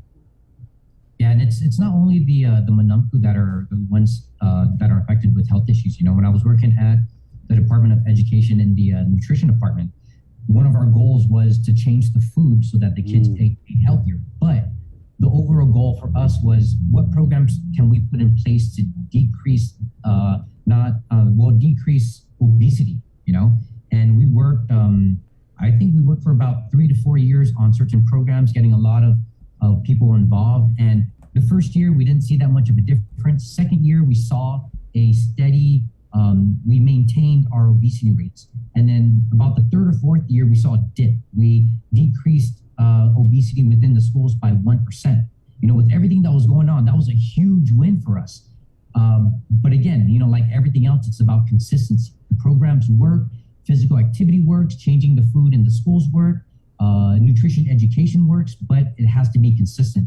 Same thing like the people at Paradise, Mike and the people at Paradise are doing, encouraging consistency with working out and being physically active. Same thing Rosé's doing, and Miss Agnes in educating the people about nutrition. It's all about consistency. We got to find a way to keep people on track and keep them on the right path. Can I just address some very practical things that people can do related to eating healthy or even exercise? We need to realize what our triggers are. Okay, you drive by your favorite bakery on your way home or your way to work every time, and it's just a habit. I'm just gonna just park it there, run in, and grab I feel my attacked. Oh, Crown Bakery has their donuts come out at 4 p.m. and there you go. So how about taking a different route? How about avoiding those triggers? How about you run into a mom and pop store, you're gonna buy a bag of ice, and you see you see everything under the sun in the mom and pop store. How about you put blinders on? How about you're at Ross? Before you pay for your things in that hour-long line, you go through a gauntlet of junk food. Oh my gosh, just at your fingertips. And then you end up with a cartload of stuff by the time you reach the cashiers, their little thing there. So it's ridiculous. Everything in our society is working against being. Man, Miss Agnes, preach, girl, preach. You just described my trip to the store. Realize these things. Maybe have your husband get in line. If I put my husband in line there, he's not going to buy anything except what I tell him to buy. And that's all he's going to get. And I don't know, maybe put blinders so you don't see all the stuff. No, Miss Agnes, you're totally right. I went to the store yesterday, and because I'm trying to do these changes too to flip my numbers around. I got down to the store. I didn't even know what I was going to get, but I was like, I'll just get a drink. But then it's like, okay, I can't drink that. It's all sugar. The only drink I could drink is water, which I already have in my flask. And then the number of things I could eat at a mom and pop store at the village level, it's non-existent. There's nothing fresh there. It's all processed, carb snacks. So you're right. Like if you're really trying to make changes, you'd be surprised how much of like a mom and pop store, even a grocery store, I mean, it's just totally off limits for you, right? It's almost like you just go to the produce section and that's it. Get your water. Well, know what you're going to get. Know what you're going to get in there before you go in, or send somebody who will get what you want to get, and that's it. Go in there and get me some quinoa, boy. Don't come out without it, okay? Keep your head down and just get the quinoa and get out. I really want to go back to the point of Miss Agnes bringing up having a support group. So illness in general can be very isolating. When you're sick, you feel like it's all on you, right? You're the only one dealing with this issue. But when you have chronic illnesses like diabetes, this is something that you have to deal with long term, and it's falling off the wagon is because it's frustrating. People go through life changes and they don't understand how to tailor their diabetes management plan. So when you're engaged with your healthcare provider, with a dietitian, with your physical trainer, you have people that you're accountable to. So getting people to put that burden and reach out to their support, the supports in the community. I think that's what really makes a difference. With Miss Agnes's story about how her client went from curing themselves and then 2 years later they were back and in a worse condition, and that's because they hadn't seen someone in 2 years. So showing people that even when they're doing good, it's still great to keep your healthcare team engaged. And not only that, but also your family and friends. I think bringing in the community into that helps to change the attitude. Good points, Rose. Frank, it must be wonderful from your vantage point, like seeing so many different community partners and so many people who, this isn't a job, it's a calling, it's a passion. That they want to help their fellow Guamanians like get well, and you at the center point of that, structuring these programs based on this. It's a wonderful ecosystem to have, I would think. And it's more wonderful when you actually see the stories ultimately, the people that come to our office and thank us for putting together some of these partnerships and help their lives. And going back to some of the things that the panel has said, everything in moderation helps. I don't know if you know this, but you can actually drive from drinking water. So we got to moderate things. We got to moderate our portions. When we go to the restaurants, and it doesn't matter whether it's local restaurants or even national chains, the amount of food that is being put on our plates is incredible. And what I tell people is, you don't need to finish all of that, But back to what is important, yes, creating the opportunities for our insured members to provide awareness to them, educate them, and more importantly, provide them with an opportunity to change their lives. That's something that we treasure and something that we do very well at Campbell Select Care. And thank you, all of you, for being our partners, because you clearly help us change people's lives. Well, truly, the honor is ours just to have so many people who are learned experts, and again, people who genuinely have, the passion and do this stuff day in and day out just because you believe in it and you practice it in your daily lives so much. So Rose Calvo from Payless, Agnes White, registered nurse, Jess Rosario from the Boca Box, Frank Campillo from Calvo Select Care, and Mikey Scrow down at Paradise Fitness. Thank each and every one of you for being part of this forum and today. Remember, the holidays are coming. Don't make too much. All right, thank you guys. This has been very, very informative, and this is also going to be up on YouTube as a standalone interview because there's so much here that people can really take advantage of. So thank you guys once again. Right, thank you. Happy Thanksgiving to everybody. Happy Thanksgiving. And our discussion will continue tomorrow in our series. Diabetes and Technology. Today we'll be talking with Dr. Erica Alford and Dr. Juan Espinoza, zooming in from California.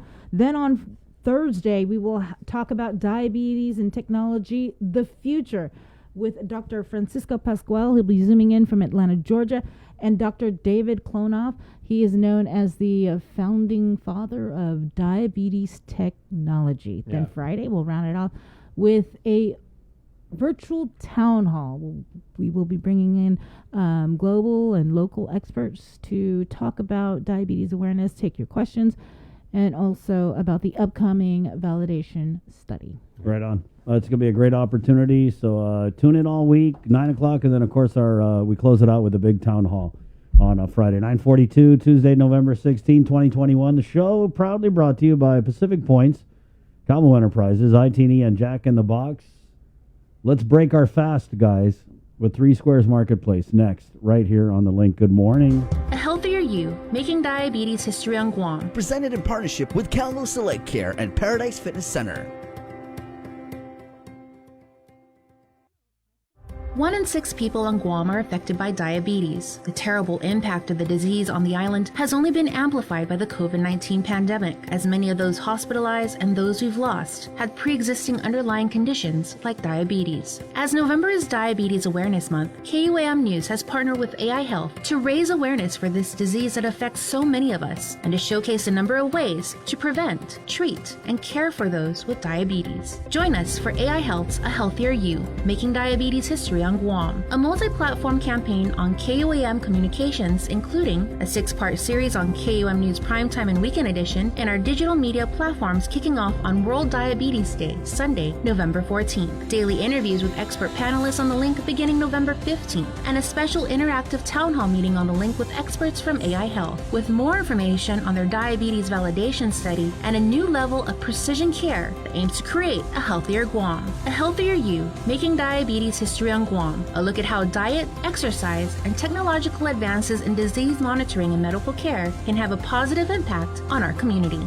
The Healthier You series on KUAM News is presented in partnership with Calno Select Care and Paradise Fitness Center. This year, Giving Tuesday falls on November 30th. And though our community is still facing some of the most challenging of times, there's no better time to volunteer, donate, spread awareness, and do whatever you can to help those in need. Let's continue to build a wave of generosity that creates a ripple effect for all in our community. Throughout the month of November, Team KUAM Care Force will be showcasing some of our favorite charities. To inform, inspire, and introduce you to the wonderful things these groups are doing for our community. We're also calling on you to donate to our food pantry and toy drive to benefit the Salvation Army at our KUAM studios. Any weekday between 10 a.m. and 2 p.m. starting on November 1st. Or stop by our second annual donation drive-thru event on November 30th. You can also visit our studios to sign our Kindness for Caregivers wall to show our healthcare workers our appreciation. So be a giver and join the KUAM Care Force this year in making a difference this Giving Tuesday. Giving Tuesday 2021 is presented in partnership with our community partner, APL. Better Ways. We all know that a healthy lifestyle is important to prevent chronic diseases and long-term illnesses and boost mental health. It's difficult to determine exactly which healthy habits are worth investing in to live longer and healthier lives. But FHP is here to help. Tune into the link every Tuesday for FHP Hoffa Health Tips, brought to you by Take Care. Helpful advice about healthy lifestyle choices that will have a big difference in your health from the medical experts at FHP Clinic. FHP Hoffa Health Tips on the link every Tuesday is brought to you by Take Care. KUAM's multi-platform morning show, The Link, just got a little more delicious with Feed Me Fridays. Chris, Sabrina, Jason, and the rest of the morning crew will take some time off each Friday to talk, taste, and tempt you with all the latest and greatest food and drinks on Guam. Old faves, new hits, and everything else we can put in our bellies. It's Feed Me Fridays on The Link, brought to you by King's Restaurants, Ruby Tuesday Guam, and Devondale. Real milk from free grazing cows. Catch Sports Link on the KUAM News Morning Show, The Link, every Friday for the latest sports news, game schedules, athlete profiles, and more. Sports Link airs every Friday across the multi-platforms of KUAM. Tune in to the broadcast on Breeze 93.9 FM, on KUAM TV 11, live stream through the KUAM News Facebook page, or view highlights on YouTube, KUAM News Facebook, and Instagram page. Sports Link is brought to you by Mariana's Irrigation and Landscape. Say hello to the First Hawaiian Bank mobile app. Want a better look at your spending? With Money Map, you can automatically create budgets and manage where your money is going. Know when you have a green light, or when it's time to slow down, maybe cook more meals at home this week. Set your goals, track your progress, and find your way to exactly where you want to be. With Money Map from the First Hawaiian Bank mobile app. It all starts with yes. Get the job done the right way by getting the right stuff at East West Rental Center. With years of experience helping builders, we definitely got what you need. Call 646-1463 or visit us in Upper Tumon. Open Monday to Saturday from 7 a.m. to 5 p.m. and on Sundays from 8 a.m. to 5 p.m. Mariana's Irrigation and Landscape Superstore. Stop on by and visit our showroom today. We offer everyday low prices on all major outdoor power equipment like bush cutters, chainsaw, power washer, generators, and more. Need service, repair, maintenance? Well, check out Guam's best superstore only at Mariana's Irrigation and Landscape, located in Barragata along Army Drive between Submarina and Besta Market. Call 735-7446 for more information. Now shipping to surrounding islands. Mariana's Irrigation and Landscape Superstore. Do you feel like you're missing out on something? Make life more rewarding with Pacific Points. Earn and redeem points for bill rebates and free load at IT&E, discounts on fuel at Shell, vouchers at Foodies, and United Mileage Plus miles. You can even pay with Pacific Points at IT&E, Shell, and Foodies. Pacific Points. Do more, get more. Chris and Sabrina with The Link. Here on Breeze 93.9 FM.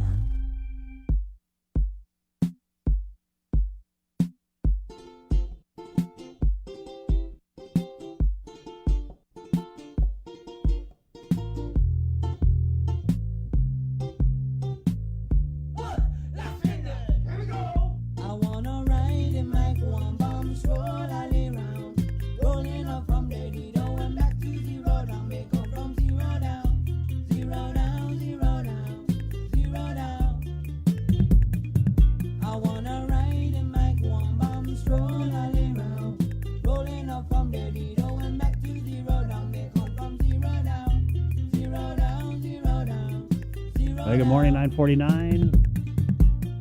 Tuesday. Right here on The Link. You know how we do on a Tuesday, guys? What do we do on a Tuesday? We do Tuesday treats on a Tuesday, Sabrina. Courtesy of Three Squares Marketplace. And guys, I know you've been wanting something solid in the morning, and so here we have it. It doesn't get any more solider than this. And what we're having this morning from Three Squares Marketplace, mini salmon bentos. And they use the term mini very loosely. Yeah. That is. There's nothing mini about that. That is a rather large piece of salmon. All three of them. Yeah. Look at that. That's like a protein blast right there. Yeah. And guys, this mini salmon bento with brown rice. It's a great option for healthy refreshments at meetings and grab-and-go events.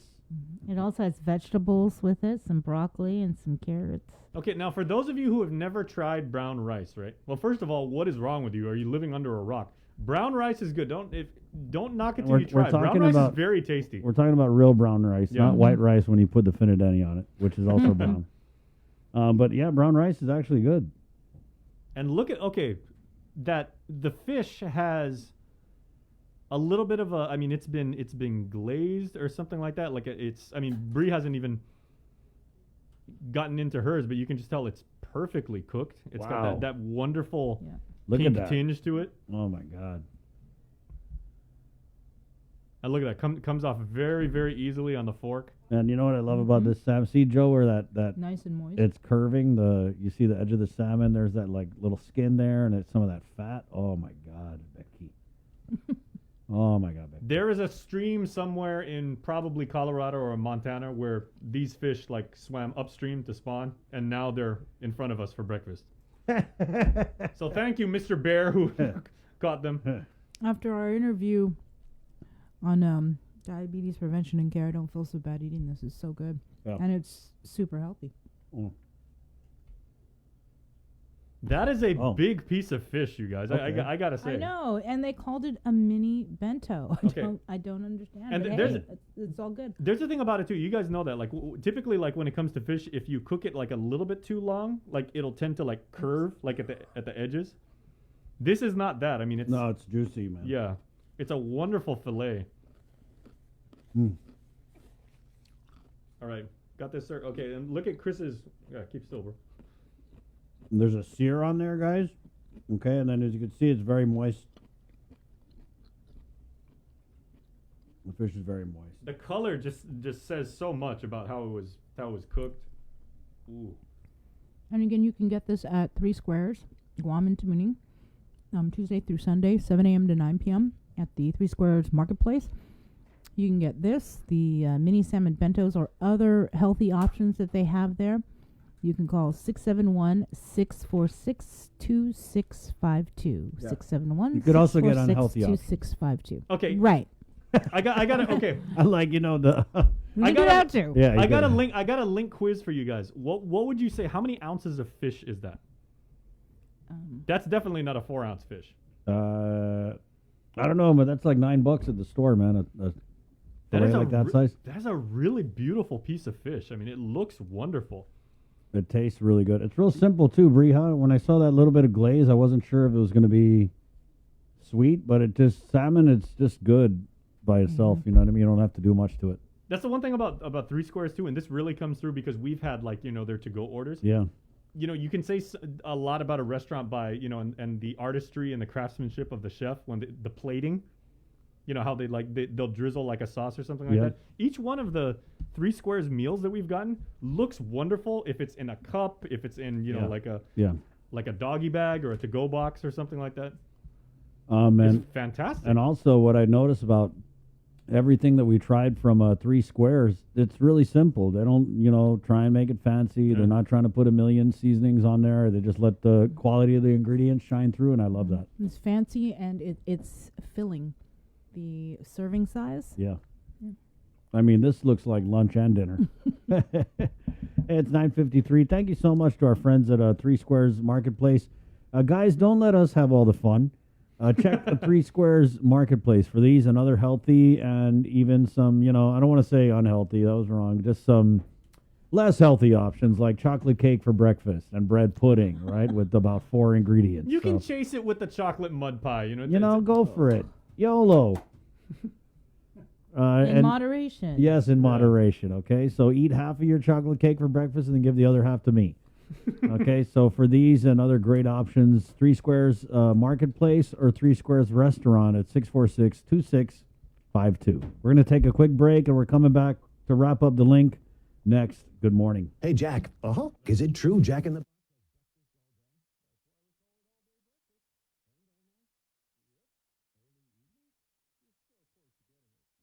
We all know that a healthy lifestyle is important to prevent chronic diseases and long-term illnesses and boost mental health. It's difficult to determine exactly which healthy habits are worth investing in to live longer and healthier lives. But FHP is here to help. Tune into the link every Tuesday for FHP Hafa Health Tips, brought to you by Take Care. Helpful advice about healthy lifestyle choices that will have a big difference in your health from the medical experts at FHP Clinic. FHP Hafa Health Tips on the link every Tuesday is brought to you by Take Care.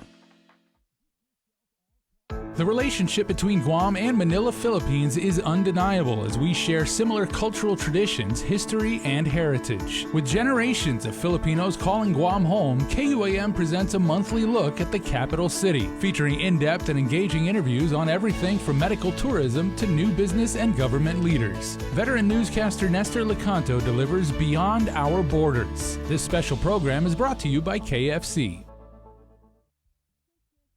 Looking for TV schedules, upcoming sports, or special presentations, or what you may have missed over the busy week you had? Well, look no further than KUAM Digital Digest. This weekly emailed newsletter puts all kinds of information in the hands of subscribers each and every week. Just subscribe and we will make sure you keep up with your favorites and stay informed and entertained throughout it all. Go to KUAM.com, click on the newsletter tab, give us your email address, and you are all set. Brought to you in digital partnership with King's Restaurant and Ruby Tuesday Guam. It's the KUAM Digital Digest, your weekly guide to the latest information and best entertainment on the stations and platforms of KUAM.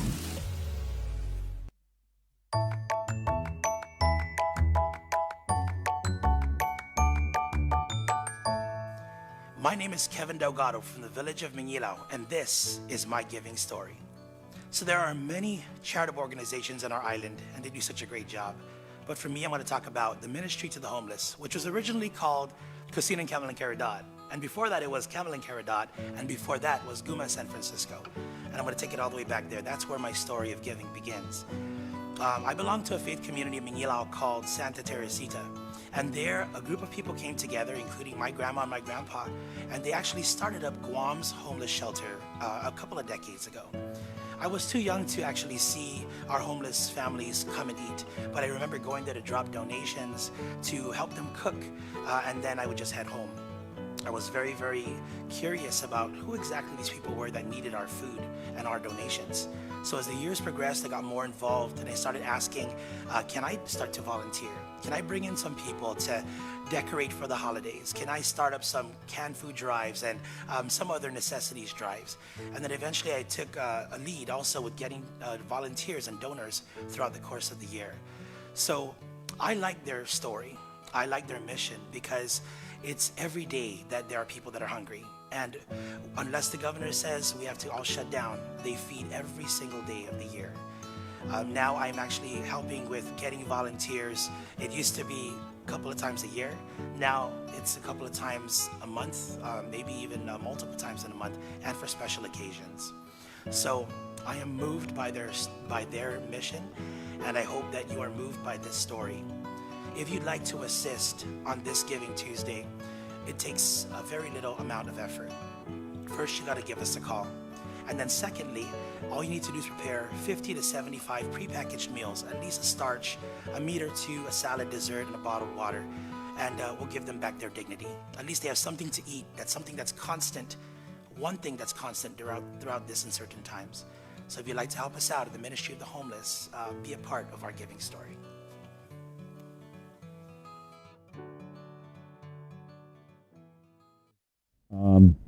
And a whole lot more. Our look into diabetes will continue as well tomorrow at 9 o'clock. Okay, and again, this is Cover Me, brought to you by Docomo Pacific and Burger King. My name is Chris.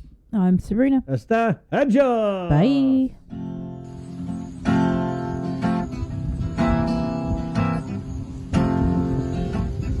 Malo ferha Sata janeni nai Sinanamu Weshofena Neni malagum Mampus tristitu Sati utungunai Ubastaha Hugay jaham ki corazon Jangin kun forniha Nata para Nota sinya utogwi Lo bayu conforni malo ferro Sata janeni nai Sinanamu Hubay jaham ki corazon Jangin kun forniha Nata para Jata sinya hutogwi Lo bay hu konforni malo ferro Sata janeni nai Sinanamu Hugay jaham ki corazon Hugay jaham